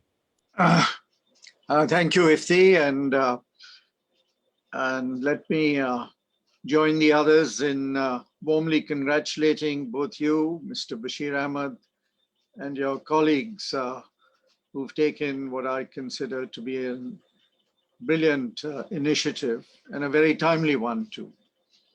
Let me also acknowledge the presence of Her Excellency, the High Commissioner. I'm very happy that she could be here with us this evening. And I was, in fact, earlier today with the British High Commissioner in Dhaka, and I did mention this initiative. And I think it would be useful if you could share the video of this, the YouTube link, and I pass it on to a dozen or so people in Bangladesh who I think would be enormously interested in this initiative, and would be happy to either help or to participate in one way or the other. I think it's also certainly, in my case, worth recalling that 12 years ago, Ifti and I joined hands in an initiative which was titled Leveraging the Bangladeshi Diaspora in the UK. And in fact, the main thrust of that initiative was to try and leverage the knowledge and expertise that we felt existed in the UK, and to provide and facilitate partnerships, particularly, of course, focusing on business opportunities. This event, as has been earlier mentioned, coincides with the Golden Jubilee of our Bangladesh's independence. It also coincides with the ongoing COVID pandemic, which has obviously had a huge impact on all our countries. And we still aren't quite out of the woods yet. I hope we will be. We are also celebrating the impending graduation of Bangladesh as an LDC. As I'm sure most of you are aware, Bangladesh has been something of the poster child of South Asia these past few years in terms of our economic performance, economic indicators, as well as social indicators. Of course, the COVID pandemic has created some additional challenges. But let me say three things. One is the enormous opportunities in terms of business and investment. And I think I have always maintained for many years, and I'm in fact currently involved in, at last count, 4 separate initiatives in terms of leveraging the Bangladeshi diaspora in the UK. So we'll add one more. And I think it's all for the good. The more, the better. Each one has its own particular focus and niche. One of the initiatives seeks to improve the quality of air in Dhaka city, which I can assure you is a big problem.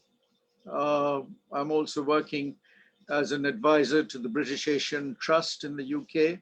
And one of their objectives is to reach out to the Bangladeshi diaspora in the UK. And then there's something called the Bangladesh Youth Forum, which, as indeed in the case of your initiative, seeks really to try and reach out to a broad global network of Bangladeshi students.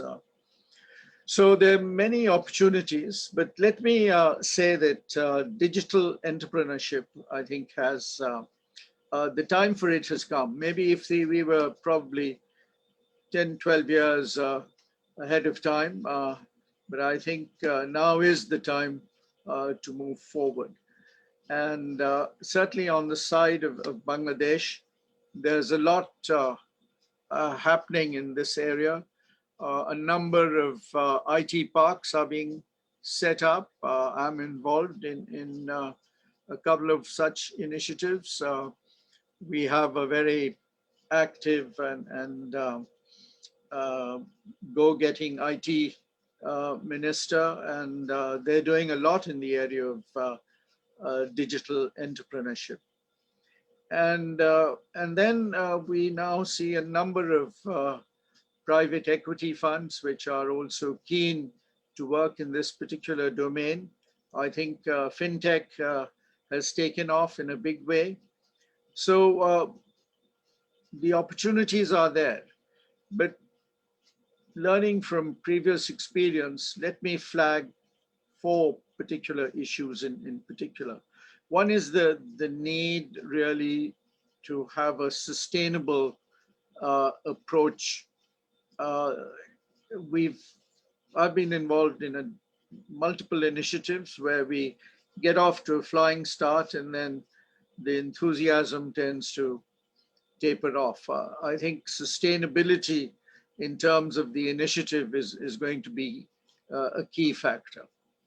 I think a second is a kind of a problem-solving approach. And I think that's why the idea of workshops and chat rooms and mentoring is going to be so important in this exercise.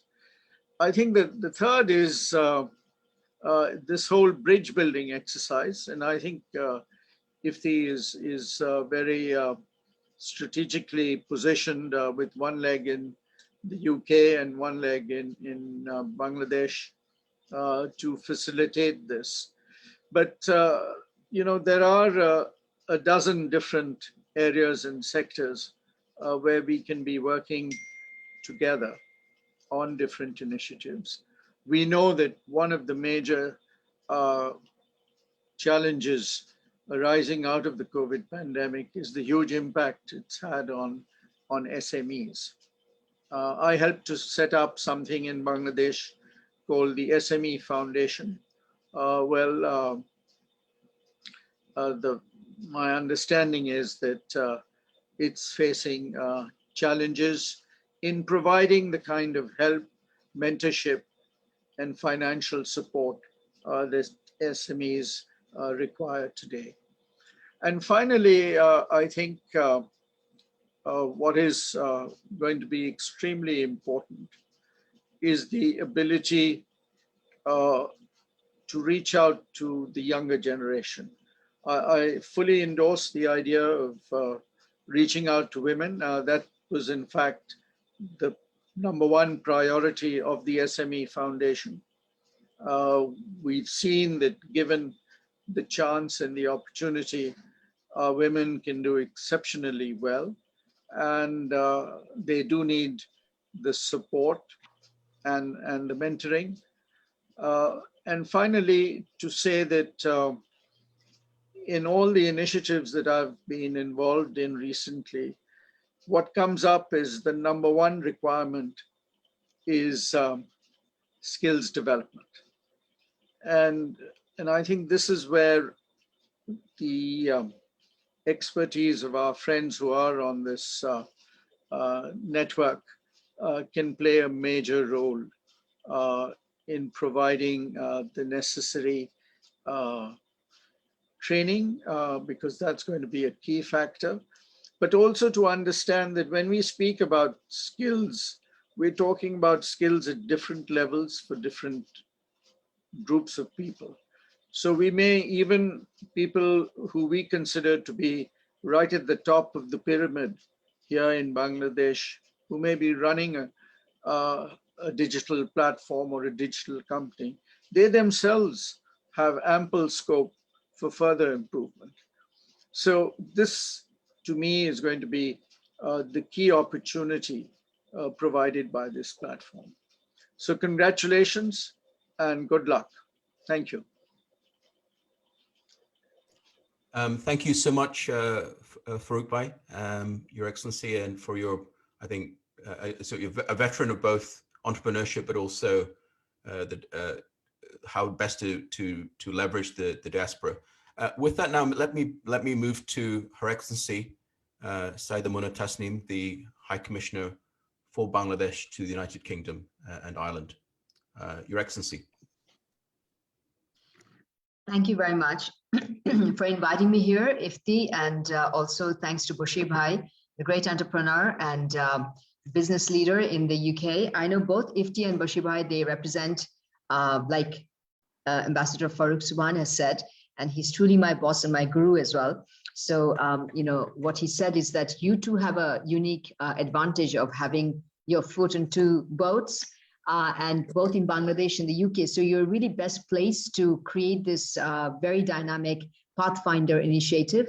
I congratulate both of you for this. And I can see already you have included many other countries. Perhaps what I've heard from Zakaria, like 15 countries already in your network. So congratulations for this initiative, extremely timely initiative, given that, in post-COVID, digital business and digital trade and digital economy is at the heart of post-COVID resilient recovery. This is what we're discussing in the Commonwealth. This is what we're discussing when it comes to COP26 in every single forum. We're looking at business and climate and digitalization and greening of the industry altogether. So it's right at the heart of every single discourse of post-COVID building back better. So from that perspective, this is an extremely timely initiative, and I thank everyone who's involved in organizing this. I could not be here to listen to very interesting. I just caught a little bit of the last presentation by a lady. It was very interesting. She was showing interest to work with British Bangladeshi diaspora.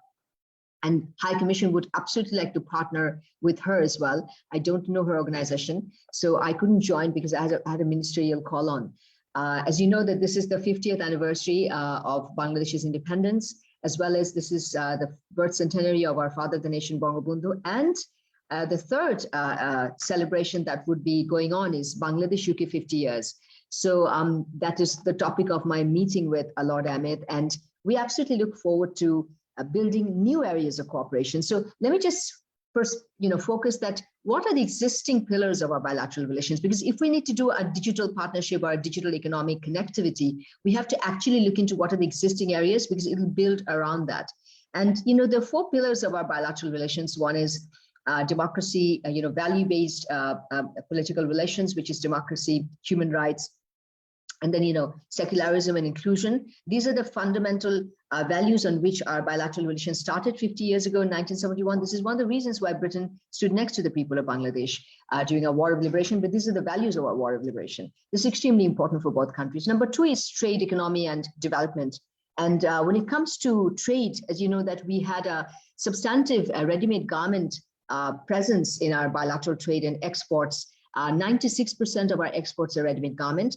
But of course, there's the good news that, Bangladesh exports 1 billion of IT globally, and UK is the second largest destination of our IT exports. Of course, it is our 3rd largest trading partner and 3rd largest destination for exports. And, for pre-COVID, we had a $4.5 billion of bilateral trade. Out of that, 4.3 was from Bangladesh exports. But in COVID last year, it was brought down to 3.6. And this year, the first 6 months, we have 2.3 billion, indicating that there's a minus 5.86%. There's a deficit or negative growth. And what can we fill up this growth with? This is what we are asking ourselves at the High Commission, because we know that many of the businesses, the largest retailers in UK high street brands such as Primark and Zara, Marks and Spencer, they're all buying online now. They're selling online, and the nature of business has changed. And in that context, Bangladesh garment industry and mid-garment industry, they're also very fast changing their digital marketing capabilities. And that is one area we need to focus on, because this is an existing business and you need to focus on the ready-made garment industry. And we've been working with the Commonwealth Enterprise Institute, CWEIC, on creating digital marketplaces intra-Commonwealth, because Bangladesh is the B2B connectivity lead in the Commonwealth, and we organized a big meeting conference last November where we were looking at digital marketplace to be created by the Commonwealth, which is currently the CWEIC is working on. And this is absolutely the main theme of every discussion, that how can we enhance digital marketplaces, digital investments, and digital connectivity. So certainly, the 4 pillars that we had was value-based and trade and economy, and the development, and the other one was defense and security, strategic security, and the 4th was diaspora connectivity. So on the 50th anniversary, we decided, that climate partnership would be a 5th pillar, and the 6th pillar would be digital partnership. And we have already discussed with the UK FCDO that can we sign an MOU on the occasion of the 50th anniversary, because already Bangladesh High Commission is very much connected with British Computer Council and British Chamber and the London Chamber, and we organized 2 events before COVID. In 2019, we got an opportunity, in 2020 also February, so we fully utilized it. And I know Abdus was involved, and WEIC was also involved. And it turned out that, basically there is, of course, UK is our 2nd largest export market for IT products, but there is still a huge lack of connectivity. And definitely there's a huge lack of connectivity with the diaspora. I mean, I'm supposed to be speaking on building bridges between UK and Bangladesh digital economies. Now, UK has a large digital economy. That's the greatest advantage that should interest Bangladesh. And that is where our British Bangladeshi diaspora needs to come in. UK last year in 2020, UK's digital economy has grown 6 times since 2013 in just 5 to 6 years. And this year in 2020, in post-COVID, there was a huge tech boom. And I think the export, the IT, the digital industry made about 200 billion pounds, 150 plus billion pounds just in 2020 after post-COVID. That means there was a tech boom, and these companies are they're scrambling for more IT skilled persons. But coming back to UK's interest, I mean, it has been identified as a digital elite economy within Europe. And we just heard the digital secretary and the minister say that what in a post-Brexit situation, what UK is looking for is strategic partners in the digital economy. And they're looking for other digital economies in Europe and others. Now, we don't know what's that others, but I know that UK has shown greater interest in the Commonwealth countries. And Bangladesh, being, Honorable Prime Minister Sheikh Hasina, she has, since 2009, we were the first South Asian country to have a digital economy. So she declared her digital Bangladesh, vision. And within that, her target was that by 2024, we should be exporting $5 billion. But that hasn't happened. And I think that there is still a lot of untapped opportunities within Bangladesh and UK. We understand it's our second largest export market, but it should be actually doubling it. So our target was that if we could double it, the UK's exports, I think the UK's exports about out of the 101 billion exports that we do, it could be about 15% of the total exports, and that is how it is. So we have a market which there are a number of countries, but could be UK's exports could be 150 to 200 million. But we really need to increase it. And for that, I think that what we were discussing today is what is Bangladesh's currency. Well, same thing happened in Bangladesh. There was a tech boom. So e-commerce has increased by 70 to 80% in Bangladesh during COVID. And it is really, really great that today we have women entrepreneurs. And because what happens is Bangladesh has, 1.5 billion US dollar worth of e-commerce industry. Out of that, 50 million is by Facebook. And out of the Facebook, 50% is women entrepreneurs. But they have their SMEs and they have small business, they're selling crafts, but that is where we have to address, because those women who are selling things isn't really coming to the UK. They're actually selling locally. So their international outreach is really, really challenged. And that is one area where you have to work on if you want to bring in the women entrepreneurs on board. Fintech is one area where already Bangladesh, UK has a very developed industry, 11.5 billion US dollar worth of fintech, and which is nearly more than 10% of its GDP. But we really haven't, except for we remit in the economic sector. One of the pillars of Bangladesh UK economic content is remittances, which last year was 1.2 billion. And we know that there are about 8 to 10 remittance houses working in this remittance sector. But, that is one area of fintech that can be completely digitalized, which is not. And there are various challenges to it because people actually take cash and they give it to the remittance houses. So fintech is one area that I think Bangladesh itself is so much developed. Given that, big names such as Alibaba, Amazon, then, Gates Foundation, they've invested in bKash and Nagod and many other ventures. And our fintech industry is also growing. And particularly, UK's investment in Bangladesh, which is about 2.4 billion, majority of it is its financial industry, which is, HSBC and Standard Chartered. And I certainly think that these two banks need to look into, green financing of IT sector in Bangladesh. So that is one area I think that we should definitely look into and encourage these banks to get involved with your venture, because financing is a big problem, financing of the IT sector. And the third sector that I think is, the digital minister of UK has said, somebody just mentioned it, there's a huge deficit in UK's skills market. And because, it's growing at 2.3%, the market every year compared to the rest of the economy, UK's IT industry is growing 2.3% each year. And it needs IT skilled persons, and Bangladesh has 600,000 floating population of IT freelancers. But more importantly, in the British Bangladeshi diaspora, we know that so many of the children in the British Bangladeshi diaspora, we organize this British Bangladeshi Education Award, and many of them go to the tech industry. And we need to create a network of them. Now, how do we create a network? How do we create the connectivity?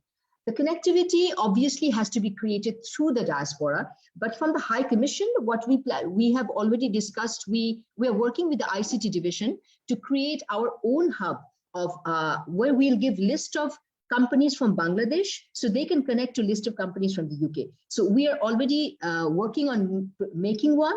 And in May 2021, we want to, in the Bangladesh UK 50 years, we want to organize the first ICT digital Bangladesh UK Digital Partnership Investment Conference, where we want to focus on those lists that we are going to work on currently. We are working with BASIS and other Bangladesh IT industry sort of associations.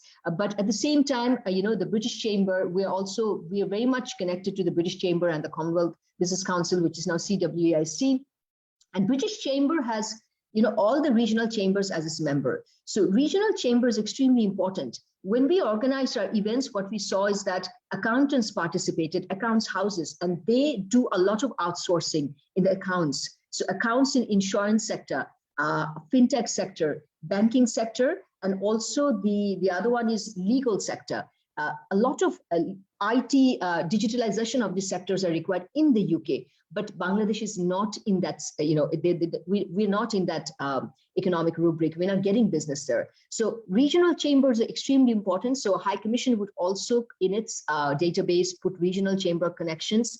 The other one is, women entrepreneurs and community leaders. We have these wonderful chambers such as the British Bangladesh Chamber and other chambers, but we also have Bangladesh, let's say Bangladesh Swindon, there's a Bangladesh Swindon business chamber. So all these regional Bengali chambers and the regional key chambers are extremely important where we can find IT industry representatives. The last is, I would say, the media. So there's a very, I would say the largest Bangla media overseas is the British Bangladeshi media. Now, there is no reason to underestimate their strength. And the media is always nurturing the younger generations, just like Bangladesh Embassy is doing. And it's important to tap there because they already have several awards and networks where they recognize young British Bangladeshis who are talented, who's got the Queen's Award. So, you can tap your magnet students there and you can, headhunt them to mentor them, just like Ambassador Farooq Subhan was saying. And the other, I would say that, women's networks is in the UK, there's only one women's entrepreneur, business, association. But I think women are very interested. British Bangladeshi women are scrambling for this kind of business. And they want to sell their products in Bangladesh, and Bangladeshi women entrepreneurs, they want to sell in the UK. How can you create this connectivity? High Commission will play its role. We are creating this database, but we'd like to work with Pathfinder to, how we can, join other networks. What we are doing is in the ready-made garment sector, I would really request you to look into that because Bangladesh already has 7 out of 12 green factories, ready-made garments factories in Bangladesh, RMG, but we also have another nearly 20 plus LEED certified industry. So this is one area that UK retailers should be encouraged to work with ready-made garments. So greening of the garment industry, that is something that you must take into consideration because this is the largest part of our export. So while we create new avenues, why don't we also focus on the largest segment of our exports, the existing business that we have? And hospitality sector and tourism, as you know, there's the British Bangladeshis are from Sylhet. And just today, I sent a proposal to our energy minister, somebody who wants to have a 150 megawatt green solar energy plant in Sylhet, in the heart of Sylhet, some place that he had mentioned. And they're doing this ecotourism and green investment they're interested in because you see, UK government is, even the Lord Mayor, I had a meeting with him. He said, anything in Bangladesh that is green financing, we're interested to financing. So I think any kind of green investment in Bangladesh will catch the attention of the British investors and the, what should I say, person like Lord Mayor. And if they have investment, they have the list of that. So hospitality sector, of course, I'm sure you've mentioned because the curry industry is the backbone of our British Bangladeshi diaspora and contributing $4.5 billion US dollars to British economy. Curry industry is one area that you must work on. Also the real estate, I think a lot of British Bangladeshis work in the real estate area. They do real estate business. I mean, I find young men doing this real estate business, something that we should not overlook. And of course, we are looking into how can we ease visas for Bangladeshi tech experts or skilled persons to come to UK to work. That is one area that I would like to catch the attention of the British High Commission, because there's a new visa category that the UK digital department is opening, because they have a shortfall of digital industry. So digital experts or outsourcers or digital resource persons. So I would like to invite the all-party parliamentary group, conservative digital group, Labour digital group, British Chambers, and then youth entrepreneurs, as well as London Chamber, CWEIC, and the Digital Media Culture Sports Department, the ministry itself, and our ICT division. We have a very driven minister, but also their UK's digital minister is also very young and very driven. They had a bilateral meeting and they already decided they'll have an MOU. So what can we put in that MOU? Please give us ideas from Pathfinder, and we'll put it, we'll create this new areas of cooperation, just like in climate change also we're looking for an MOU. So with these words, I think, I will stop here, but from the High Commission, if you have any suggestion to us, apart from we are creating a platform where we'll give list of entrepreneurs to connect the two IT community, how we can also connect the British Bangladeshi diaspora there. If you have any suggestions, please give it to us, and we remain committed to support any initiative by the Pathfinder and other such organizations that are networking with Pathfinder. Please get in touch with us. Thank you. Okay, thank you so much, Your Excellency, for I think a lot of important observations, recommendations, and also we appreciate your openness for partnership and collaboration between the High Commission and Pathfinder. I know we're running a little bit late. We have just two other quick interventions or speakers, and then we'll move to the audience Q&A. We have Anwar Ali. I'm going to bring him in now to talk about social entrepreneurship and digital entrepreneurship. And then we'll have a comment from Anwar Haq about the education deficit. Then we'll move to the Q&A. So Anwar Bhai, if you want to come in first. Anwar Ali, who received an OBE in this January's New Year's Honours List for his outstanding work in social entrepreneurship. So we're very privileged and excited that he's part of Pathfinder. He's going to be part of the advisory council along with Ambassador Farooq Subhan and others. So Anwar, across to you. Well, thank you. Firstly, I'll start off by echoing what everybody else has said. Congratulations to the Pathfinder and the team behind it, and obviously the work that you've managed to do over such a short period of time. It fills me with enthusiasm. So I'm looking forward, obviously, to get involved and see how we can take things. Now, again, thank you for inviting me to just talk to you about social entrepreneurship. I'm not going to do any PowerPoint or anything like that. I'm just going to talk to you from the heart, really. I think that's the best way to do this. So in terms of social entrepreneurship, what does that actually mean, and what does it actually mean here? If I put it a different way, if every single business in the world was a social enterprise, we would not have any issues in the world today. There would be no poverty, there would be no economic climate, whatever, climate change, whatever, all these things would not exist, because what social businesses do, they operate in a way that also solve problems in communities and society as a way of operating. Now, it's not for everyone in terms of social entrepreneurship, and social entrepreneurship is not something that's brand new. From the day the first businesses in the world first started up, was always social entrepreneurs, because unfortunately, we live in a world where inequality in every sense exists. So we've just come through the Industrial Revolution. Whatever revolutions we kind of come through, there's always a consequence. And those consequences have been the planet, the people, and communities. And for far too long, no matter what technological advances have appeared, why is it that we live in a world that 95% of the world's wealth is owned by 5%, and yet across the planet, there's so many economic issues, there's so many health issues, there's so many inequality issues going on, and that's where I feel that social businesses have tried, and they are making an impact, and we are one of the main reasons why this situation wouldn't be even worse. So one of the challenges that I put down to Pathfinder, and everyone on this call, is I believe genuinely that every human being wants to do the right thing, and that includes business. Businesses want to do the right thing. Most businesses I've come across, they want, if you give them the opportunity to make a difference, they will take it. But unfortunately, we don't live in that kind of world. It's driven by economy, finance, people's greed, and various other things. But the world is changing. What the pandemic has shown us is actually all those inequalities have come to the fore.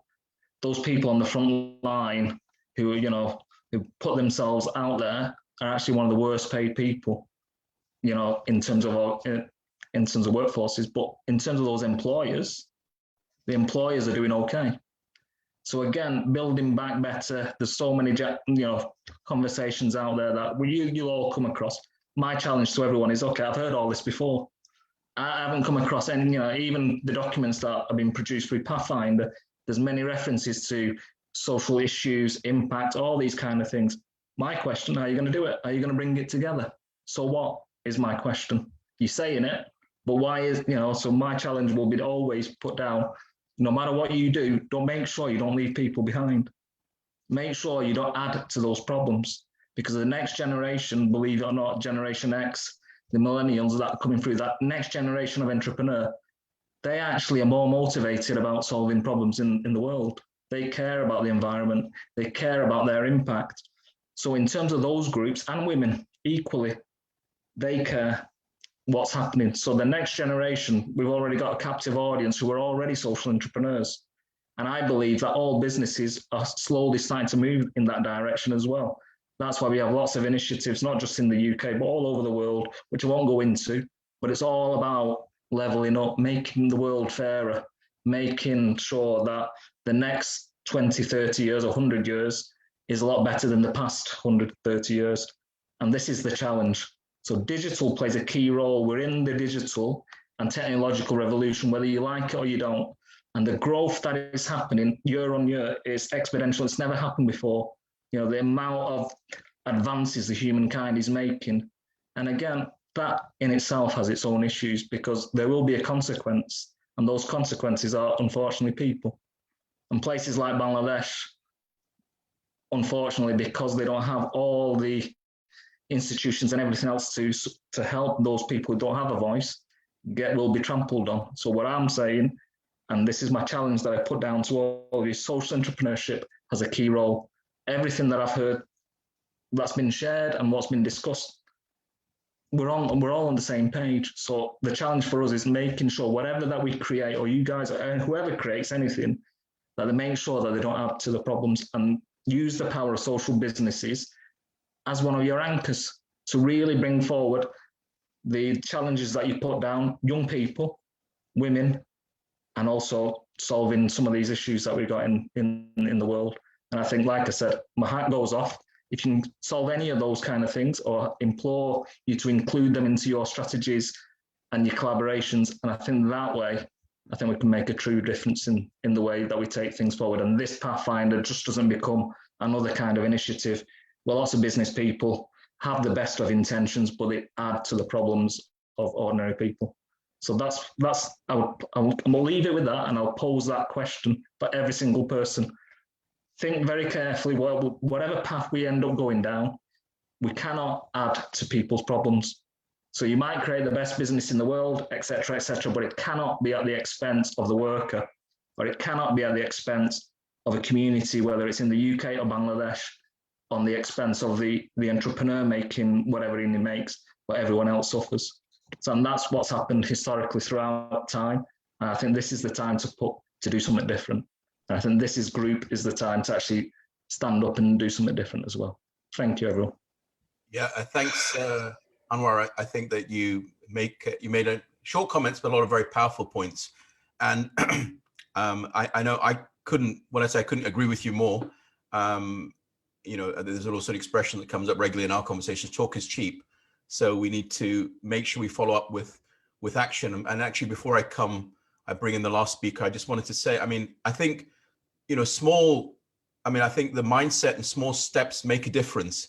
So we've talked about some mega projects earlier on. We've also talked about supporting new entrepreneurs, But I think the key thing is when we talk about inclusive growth, we have to be an inclusive organization, an inclusive society, which means that it might be that we can generate jobs where we give a priority for disadvantaged groups of society. It can be women, it can be people who are young, it can be people in certain regions of certain inner cities that are disadvantaged. We also have to make sure that people who feel excluded from society or from decision making or from entrepreneurial opportunities don't feel excluded.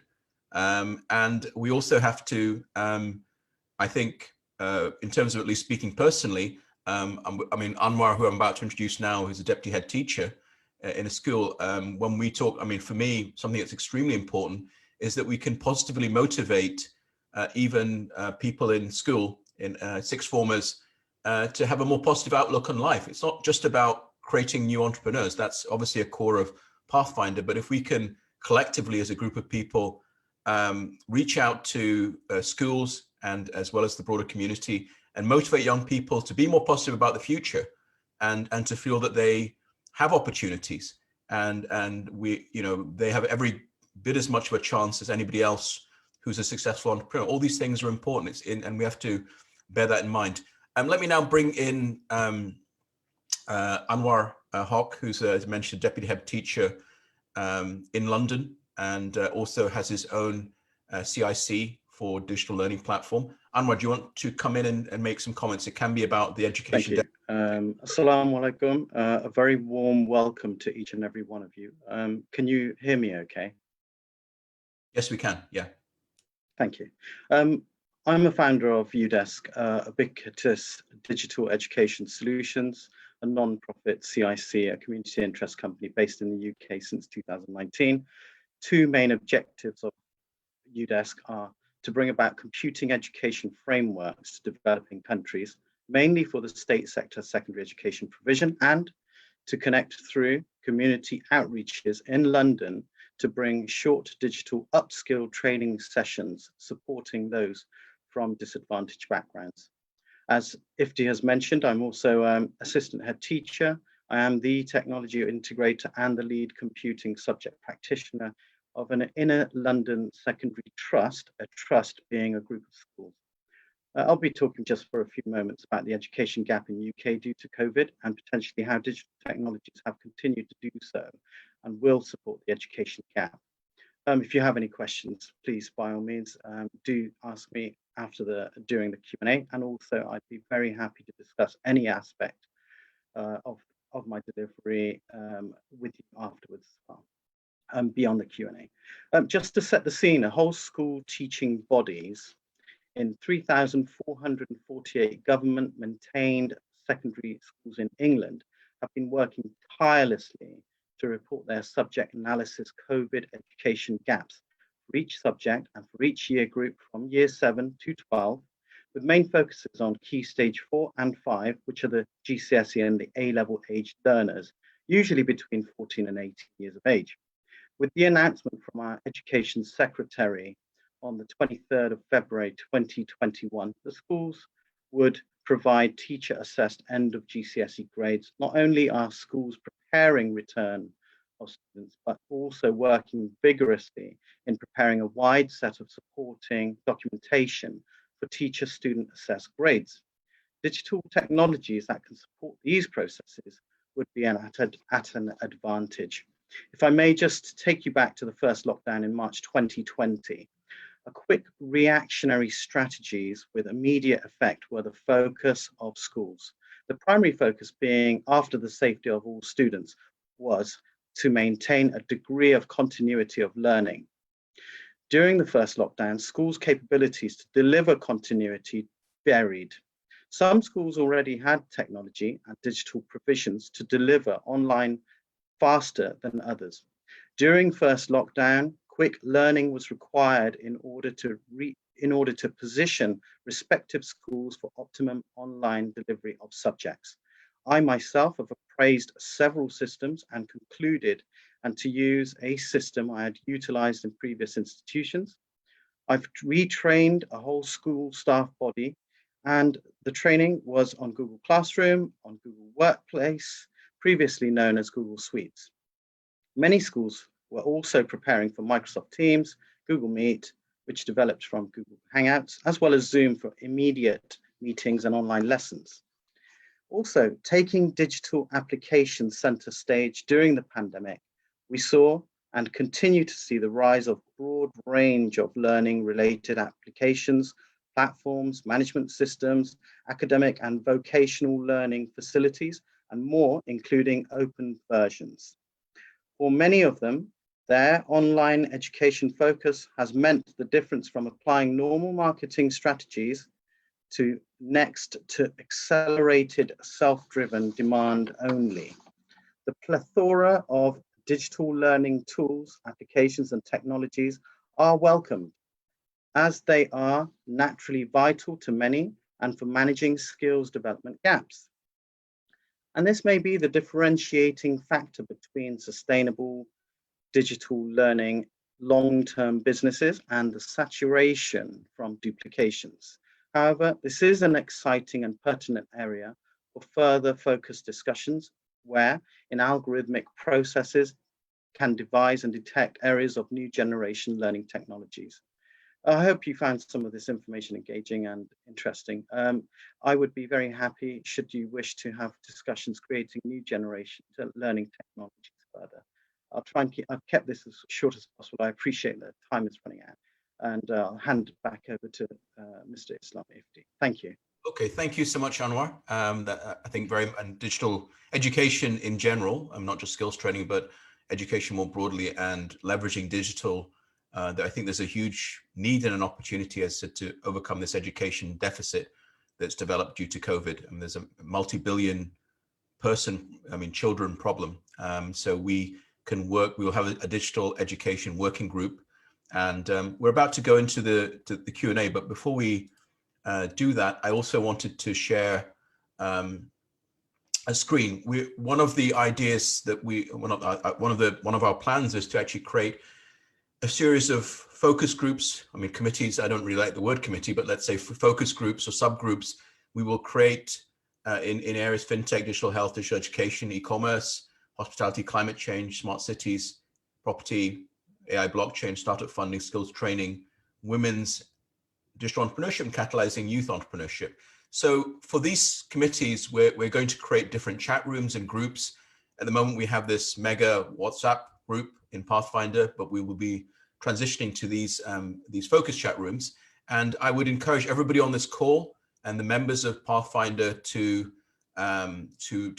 reach out to myself, but also to other members of the Pathfinder leadership group as to which particular focus areas you would like to be involved in. And so we want to have a balance between having a coherent structure, but also decentralizing and having more self-generation of ideas and small group conversations. So with that, I'll share that group list, and the concept paper and the PowerPoint will be on the Pathfinder website, pathfinderhub.org.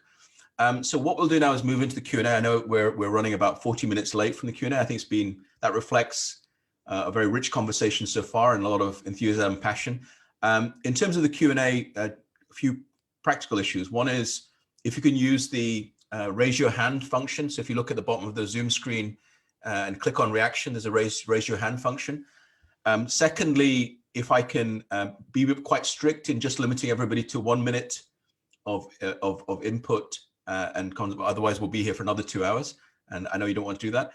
The final thing is I'll give priority for the initial questions from Bangladesh, if we can, because it's already 11 minutes past midnight in Bangladesh. So if we can, in the first phase, have questions from Bangladesh, and then we can move on to the UK or Europe. I don't think there's anybody else from the Far East who will be even later. But can we take any questions from or any quick observations from anybody from Bangladesh? If you want to make raise a question or make an intervention, please use the raise your hand function. Would anybody like to make any to ask a question? Let me see here. We have a KJ Jamal from Ascent Technology. Hands up. Put the hand up. Okay, he's actually on the West Coast. So, Castle, we're going to come to you in a second, but it would be a bit fair. I think what's the time now in? No problem. It's 10 minutes past 10 in the morning in Silicon Valley. So I think you can probably wait for another 15 minutes, even though it's been quite. Sure. So anybody from Bangladesh have any questions or observations they would like to make? If you just use the raise your hand function, would anybody like to make a comment or ask a question from Bangladesh? Don't feel obliged. Don't see anybody yet. Well, I think that my co-hosts will keep an eye on the webinar. Anybody else from the UK or Europe or that would like to make a comment or an observation? Aliur Rahman. Okay. Sheikh Aliur Rahman. Please unmute yourself. Unmute yourself and then switch your camera off and then please make your comment. Aliur, bye. Yeah, first, Iftiwa, thank you. First of all, congratulations in putting this together. Wonderful to see so many speakers, including our excellent High Commissioner. And I think we need her passion and enthusiasm to be joined up with this. I'm just going to make an observation. I sit on a board that deals with financing businesses with UK trades and investments. So one of the things that I know one of the committees that are there is about startup funding and financing some of these things. I'd be happy to contribute there because finance is one of the biggest challenges, I think, when it comes to these kind of businesses. So I'd be happy to commit to that and whatever way you form. I think I spoke to Litubai before and I said, look, I know finance is a big problem, but there are resources there from the British government for these kind of programs. So I'll be happy to assist wherever I can for the network. That's all I've got to say. Thank you. If I can now bring in Professor Farhat Anwar from Bangladesh. For those who, he's Farhat Bhai. I've known Farhat Bhai for 13, 14 years. I've been in Bangladesh, and he's actually something of a legend in Bangladesh business education. He's kind of a pioneer, he is a pioneer in particularly in marketing in Bangladesh, and he's been a long, multi-decade professor at IBA, which is the leading business institute in Bangladesh, and also one of the co-founders of Bangladesh Brand Forum. So great, Farhat Bhai, that you're on, Professor Farhat. Would you like to make your intervention or comments? Yeah, thank you so much, Ifti, and of course, congratulations to your team. I just have one particular sort of, let's say, I'm flagging an issue, which is, I think you're aware of the fact that 10% of Bangladesh population have disability of one form or the other. And this is one particular group I believe can be really taken out from their present state to making them entrepreneurs or whatever. And one of the ways that we can do it is through, of course, the digital medium. Could you kindly put them into your sort of list? Yeah, I think Farhat Bhai, it's a very important point and intervention, and absolutely, I think that we certainly have a lot of focus from a health perspective on special needs and people with learning disabilities and other disabilities. But you made a very important and insightful point that actually we should also have a focus on how to leverage digital platforms and technology to allow people with disabilities to engage and to create new entrepreneurial or income opportunities. So I think that's something we will include in one of the focus groups, and maybe we will have a separate webinar on that in the future. So thanks so much for it, Bhai. And I think would somebody else like to? I see. I don't see anybody else from Bangladesh. I see. Maybe we can go to Nofal Zamir from in the UK, and then also Mabs from Wales.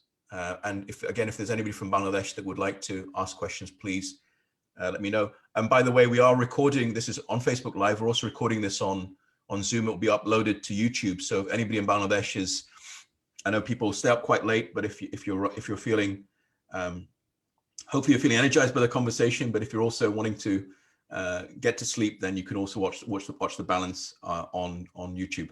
I think Nofal, would you like to jump in, and then we can move to Nabs? Sure. Nabs. Thank you, Kuwai. It's a great great pleasure to be a part of this. This is like a movement, and it's amazing. I think the timing is impeccable because the backdrop of Brexit, and also one major optimism for Bangladesh is the demographic forecast, peaking the population at 192 million by 2053. So which means we have a huge influx of youths are entering the workforce aged 18 to 20 right now. So Bangladesh will see phenomenal growth over the next 3-4 decades with a lot of influx of youth. So these are raw talents. And Pathfinder can really match the between the markets, the Western markets and Bangladesh market, and also match the skills and knowledge available in the West with the raw talents of Bangladesh, and which I believe can really, UK platform can be used as a pivot to access not only the Western markets, but also other parts of the world like Africa and Latin America for Bangladesh. So I really look forward to a huge success to follow in the few decades to come. I think it's a golden era of Bangladesh is going to ensue in the following decades. Hopefully, looking forward to it. Thank you. Thanks, Nofal. And I didn't give Nofal the right introduction. He's very modest, but Nofal is actually one of the, I'd say, pioneering and leading British Bangladeshi technology entrepreneurs. He's had a multi-decade success story and experience in setting up a number of technology companies, particularly in the telecom sector. I know now he's quite involved in fintech. So I think having Nofal and people like Nofal engaged in Pathfinder is a huge plus for us. Hopefully we can involve him in various committees, maybe on the board of trustees, and most importantly in reaching out in the community in London and in the regions to inspire young Bangladeshis to get into tech entrepreneurship. Let me now move to comments, yeah. Thanks, Nofal. Let me now move on to Mabs. It's good to have a Pathfinder representative in Wales. So Mabs, please jump in. Firstly, to Ifti you and Bashir, congratulations to you guys and the whole team for this fantastic initiative. My observation, a lot of you know, I'm a business consultant. I've been in business consulting for the last 20 odd years with accelerator programs and various other mentoring programs. I do hope that Pathfinder does become, and one of the reasons for actually coming on board is that I do hope that it becomes a more, so like a UK initiative, wider and maybe even Europe and beyond, and not just a London-centric one. And I think what we all need to do is be very, we need to be very careful in order to be able to enhance people's skills. And actually, one of the things that I'm really excited is about your mentoring program, your incubator program as well, because there is a lot of talent out there, young Bangladeshi talent out there. I know they're not on the radar, and I think this will be a job for Pathfinder to find is all those talents out there. And from Wales, you will have our support, and we have chambers here, we have different organizations here, and myself, I sit on the board with the Welsh Government on female entrepreneurship. So you'll have our support, but I think, again, just a cautious note, with an optimistic statement, which I made earlier on, is we have to be quite focused, we have to be quite targeted, and get our vision, narrowed down to a T. And we might not be able to do everything, but if we can do just even, 15% of what some of the visions that you've discussed today, I think this will be a big game changer, not just for the UK, but also Bangladesh as well. But it's all to remember that we're working for the whole of the UK and not just London. And I hope I can play a good part on that. Thank you. Thanks so much, Mab. I know Professor Sanwar has put his hand up, but before we come to Sanwar, I wanted to also bring in some of our female participants on the platform. I in no particular order, but if either Bunni or Sadaf or Sima or indeed Antara, anybody would like to make a comment, an observation, it can be this is a very informal and relaxed forum. So would anybody like to make a comment? Please jump in. I can say Bunni is there. Bunni, why don't you start? Yeah, okay. How do I get rid of the hand? Press on it. We can sort that out. Yeah, okay, that's fine. Well, basically, I just wanted to thank, everybody who's participating, especially the speakers. There was a lot in there, a lot to learn. A few things that I picked up was Anne-Marie, her sort of emphasis on access to finance, something we at Pathfinder are taking very seriously, which is one of the challenges that women entrepreneurs face. And also, Sherry, very, very excited about what you had to say about, was it Digital Boost and Work Finder? So that is something, very, I think will really, really help us. And we would like to, work with you, and I'll take your details from Ifti, and really look forward to working together. Thanks. Thanks so much, Bunny. Sadaf, I will drop you in it, but if you're still, engaged and would like to make a quick comment, I mean, Sadaf, are you there? Maybe on mute. Okay. Not sure she's okay. No problems. I think that I think Antara, you're welcome to make a comment, but I wouldn't put you under pressure. It's your option. If you would like to make a comment, we can come back to you later on in the discussion. Okay. Well, let's as we're waiting for other people, I think Professor Sanwar Chaudhry, you look like you're in the car, so hopefully you're not driving in and commenting at the same time, but please jump in. No, alhamdulillah, I'm not. I've stopped for a moment. I've listened to this throughout, and how exciting this is. You and your team have done so much within such a short period of time. So, again, appreciated all around throughout the world. I think digital entrepreneurship is the great equalizer. It equalizes countries, it equalizes communities, it equalizes gender. And I think what would be wonderful would be to take on board some of the great things and links that people have offered and start to crystallize those into a form that can be usable. So well done, everyone. Look forward to working with everybody involved and taking forward interests of mine with individuals within this group. So not everybody can do everything, but I think we can identify things that we can all get involved in. So wonderful, carry on the great work. Thank you. That's great. I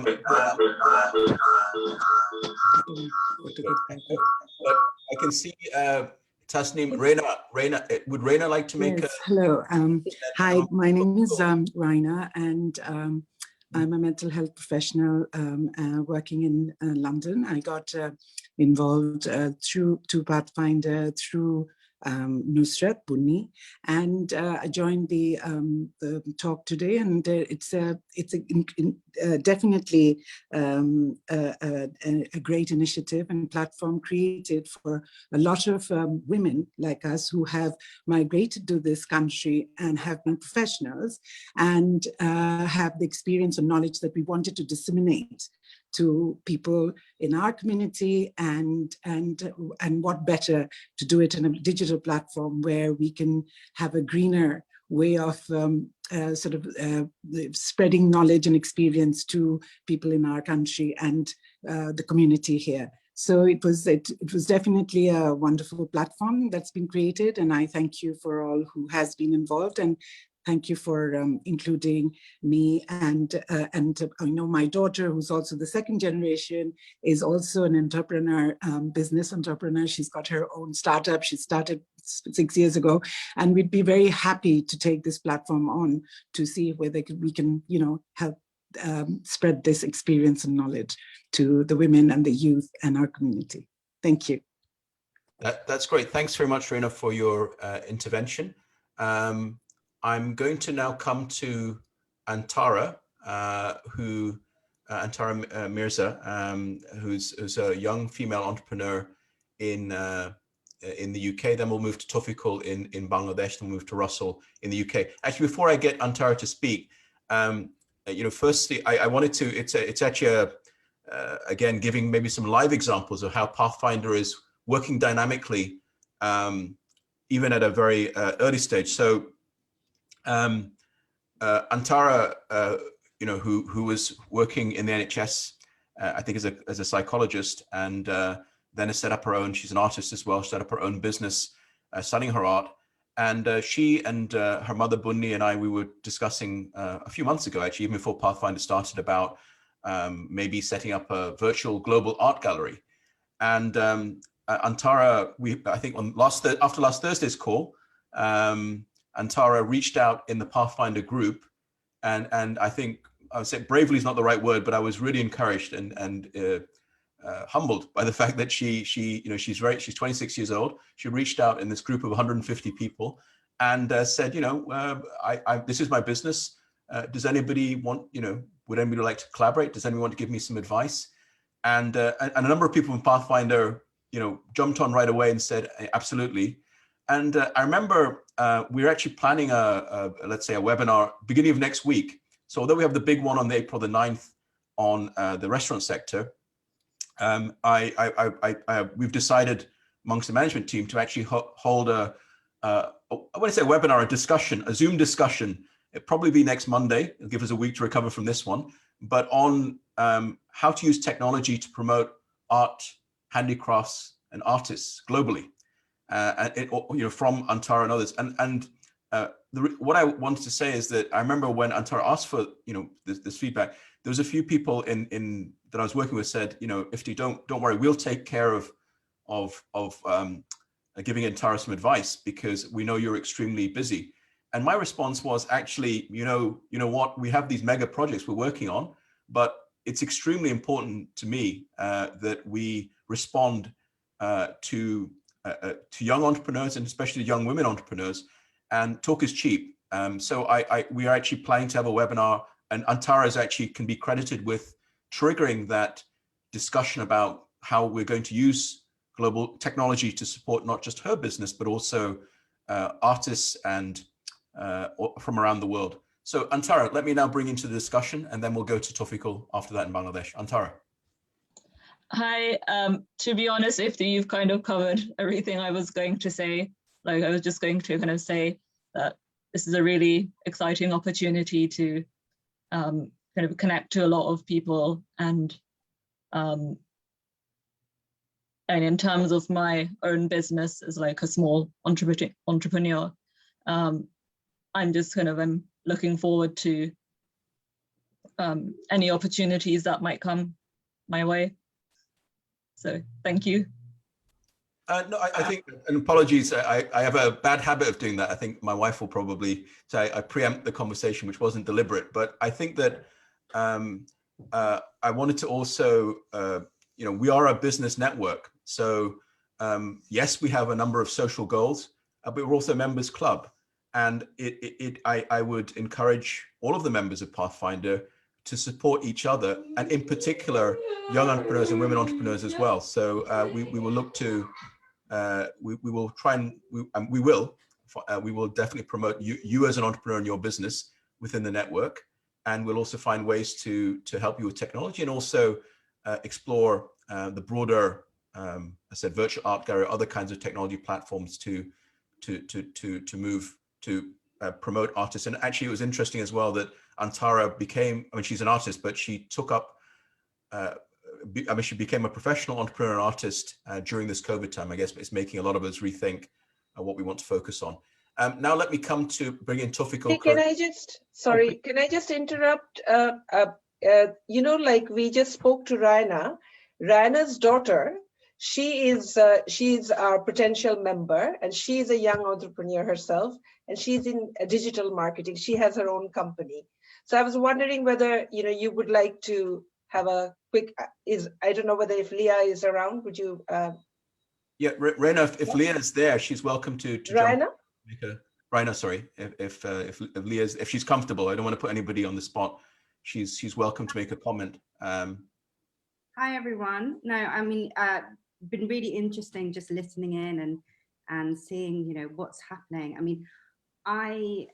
I'd say I started my career here in the UK 10 years ago, and I think having run a couple of businesses and now also worked in corporate, I think one of the huge challenges, but also kind of something that you just notice is that there are not many people that look like me, particularly in upper echelons of large corporates. I mean, for example, I was recently an account director for Jaguar Land Rover at Omnicom.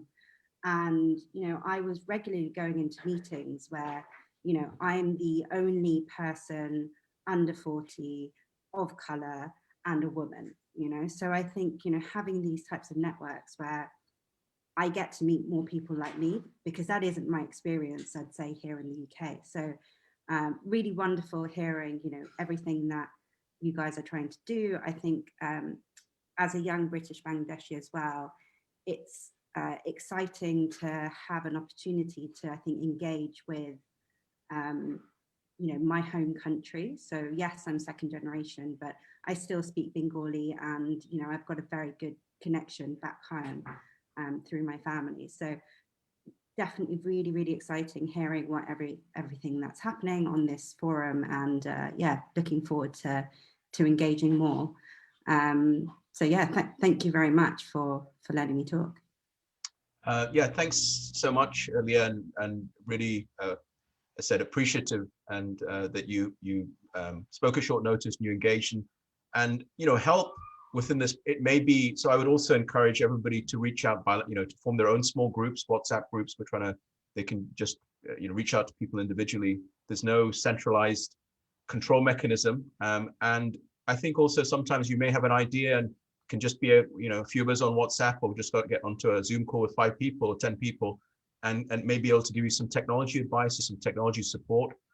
May also help you reach new customers, may find a partnership opportunity with maybe a digital marketing company in Bangladesh, and so on. So I think very exciting and great to have you on board. Let me bring in now Tawfiqul Kareem Shurid, who's been very patiently waiting. Would you like to make any observation or comment? Certainly, Iftikhar Bhai, thank you very much. I would firstly thank you because you have arranged such a nice webinar today, and I highly appreciate that. And thanks to Zakaria, who has connected me to this Pathfinder today, because I was supposed to talk to Iftikhar Bhai about my venture in Bangladesh, but unfortunately due to the COVID, I couldn't have a chat with him for a long time.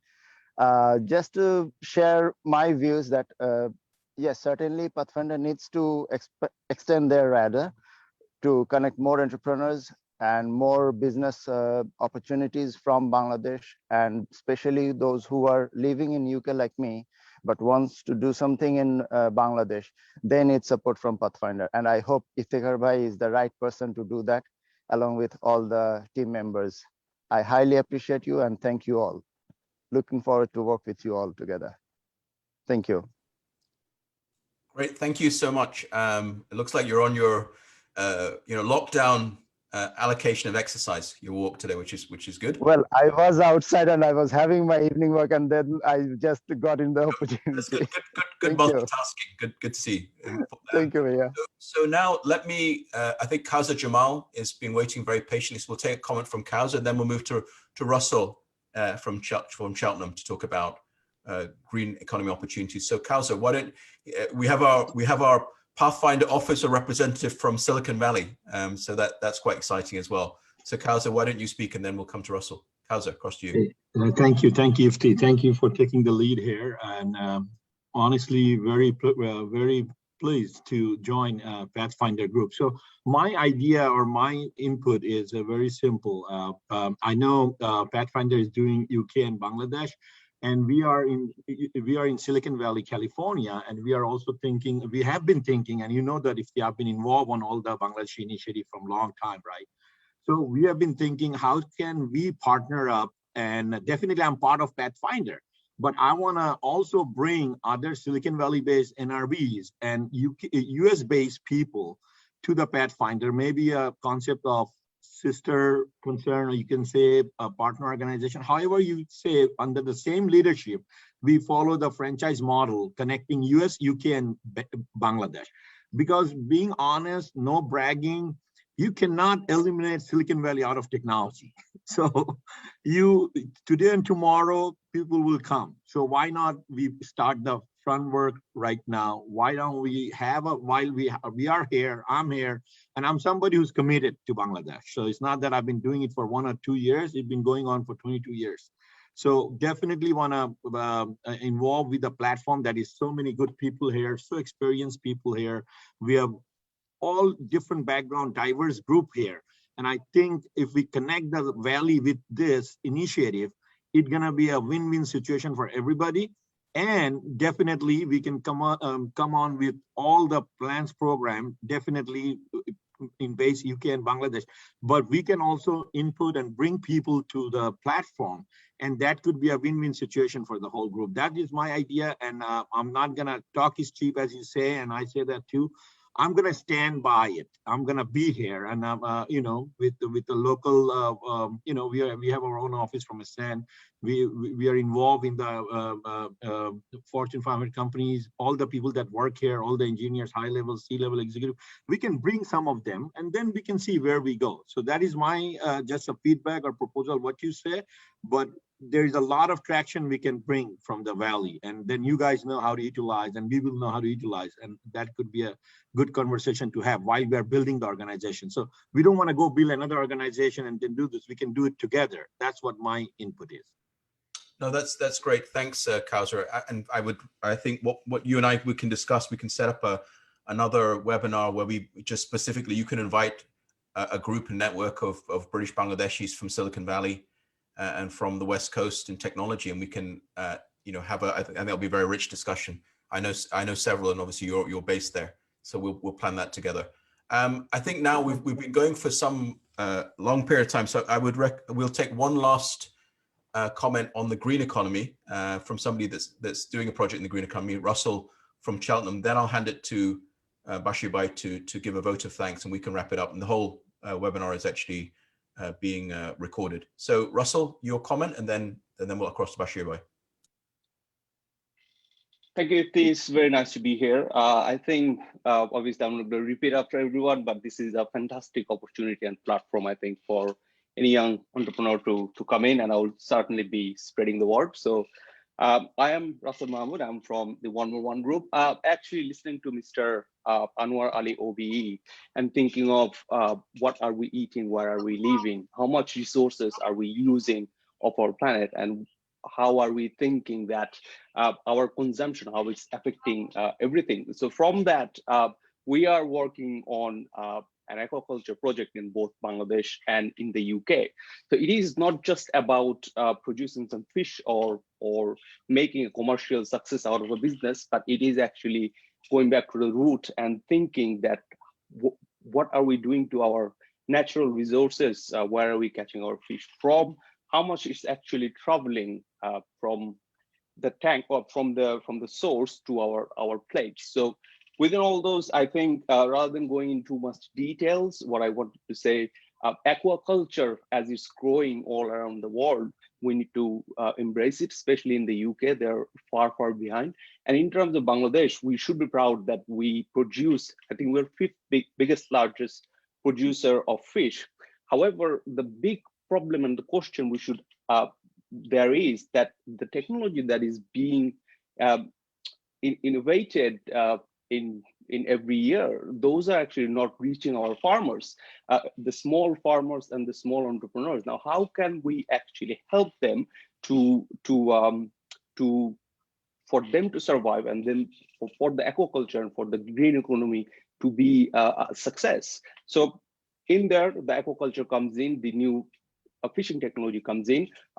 Particularly, if we look at FAO's report, we can see by 2030, nearly 60% of the fish that we consume all around the globe that will come from aquaculture. So we now need to change our views, now need to think that what's out there, how we can embrace it, and finally, how we can pass it on. So hopefully, through Pathfinder, we'll be able to share some of this knowledge. And if you guys would like to know more, please connect with me. Thank you. Thanks so much, Russell. Well, we're on the home stretch. I will tell you, we have Abdul Malik Ahad will speak, we can make a quick intervention. So, and then Jamal Ahmed from the leadership team of Pathfinder, and then we'll hand it to Bashir Bhai to give a quick vote of thanks, and then we can wrap it up. So thanks for everybody hanging in there. I know it's quite late, but we're almost done. So Abdul Malik Ahad, would you like to make a quick comment, and then we'll move to Jamal and then to Bashir Bhai? Yeah, thank you very much, Iftibai, for this opportunity. I think firstly, I just wanted to thank everyone involved with this. I know you've been thanked by everyone else, but from me personally, a heartfelt thanks to Iftibai, Bashir Bhai, Mujahid Bhai, Litu Bhai, and everyone else involved, because I know we've come here and we've seen hundreds of people literally going on Zoom, but there's a lot of work that goes behind there. And I think I know from firsthand that the amount of work that you've done. So honestly, from the bottom of our heart, thank you to you all. And I personally am very enthused. I've enjoyed all the presentations thoroughly. I think the program is very relevant to the current society, economy, technological issues that are going on. And I think any program has to be relevant. My other observation is we have been set a challenge, which is how can we sustain? We've started with a big bang. How can we sustain this? Well, I think the ingredients are there. As they say, morning shows the day. There's great leadership that's driving this. I think we have to all work together, bringing our diverse skills, experiences, and potentials to make sure we provide tangible benefits and outcomes for everyone that's involved with the Pathfinder, but also for some of the other beneficiary communities, young people, women that we've talked about, startups and entrepreneurs. We also need to give ownership and engagement to everyone, which you are doing through your workshops, through the subgroups. And I think overall, I would just wanted to say, well, I'm very enthused and thank you very much. I recently got involved with the Northwest BBCCI Greater Manchester chapter, if you like. And again, thank you very much for giving me this opportunity, and I look forward to working with you all. Allah Hafiz. Assalamu alaikum. Okay, thank you so much. Well, last two speakers. So I want to bring Jamal Ahmed, who's one of the co-founders. He's the treasurer of Pathfinder, which is a really critical role. And Jamal is also, he's the managing director of IBCS Primax. We're working on a property tech project together in the UK, but he's had sort of boundless energy and we've had a lot of 6 a.m. calls and 10 p.m. calls to get the Pathfinder website up and running in less than a week. And he's also been supported by Tori Safina Ahmed from the Infinity Technology, the Pathfinder team in Bangladesh, and also Tokir from Infinity and Pathfinder in Bangladesh. Everybody's worked very hard. So Jamal, do you want to make a quick comment? Yeah, and then we'll end it across I'll the make it very quick. Greetings, everyone. I'll start by saying, they say that if you can explain your message to a 10-year-old, then you've succeeded. I picked up my 10-year-old from school today, and we succeeded 50% because I won't tell you where she fell asleep, but on some of the speakers, she was very attentive. You know, I think what Anwar Ali said was very pertinent. It's this journey that we've taken. It's not so much what we achieve, it's how we enable others to achieve their dreams. Okay, so I personally do not judge the success of Pathfinder with all due respect to whoever's on the guest panel. What I would like to see is 6 months down the line that we have a woman from Tower Hamlets or Manchester who sits in front of this panel, who has got the confidence to speak to everyone, to say, this is what I wanted to do, and Pathfinder helped me, and XYZ people helped me. If we can do that, and it's not the usual suspects, but a broader community, then we would succeed. If we don't do that, then we're just like any other organization, and inevitably we will fail and we will die. So it's up to us to reach out to those who really don't have a voice, and to empower them. Okay, I'll just end by saying that. By the way, my daughter did find lots of it very interesting. And you know, she's a 10-year-old, so you know, there's hope, right? So I'll end on that note. You might be the youngest member of Pathfinder, the youngest Well, you know, we have to compete against Teenage Mutant Turtles. So right. So, you don't know, Jamal. Maybe she'll start trying to sell you things. Well, yeah, there's always hope. Sell you her TikTok videos in the future. For No, okay, thank you. I think we're almost done now. So let me thank you, everybody, for bearing through it very patiently. Let me hand it across to our chairman, Mr. Bashir Ahmed, just to give a vote of thanks, and then we can wrap it up. Bashir bhai. First of all, thank you, everyone. You spent 2 hours, 50 minutes with us. Thank you for your patience. On behalf of Pathfinder Hub and BBCCI, I would like to express my sincere appreciation and big thank you to all speakers, participants, and our 2 excellencies. We have so far 107 participants. It's a great achievement as far we all are concerned. And thank you very much for being with us, and looking forward to see you again. And have a wonderful time, and thank you for your patience. Thank you. Okay. So I think we're going to wrap it up now. So just a few last quick comments. One is, if you want to register, even people who are already on our I say the WhatsApp group has become a kind of runaway train, or become a little bit hyperactive. If you join that Pathfinder WhatsApp group, it is a lot of people, but it can be a lot of notifications. So please do sign up. Even if you're in the WhatsApp group, sign up on the Pathfinder website. We will be creating a member directory. We will be creating a formal membership structure and different committees and management committees and advisory groups. And as I said before, all of these focus groups. So I think the last message I'd make, I thank everybody for sitting through 2 hours and 50 minutes. Hopefully you managed to read War and Peace, or make your tea or make your dinner in between the Zoom calls. So it wasn't a total dead zone. I hope you found the conversation interesting. And I would encourage all of you to be active participants. We have some structure, but we're a very informal and decentralized organization, deliberately so. So it's not about control. It's about, we want to be organized, but we want to also empower everybody in the network to come up with ideas.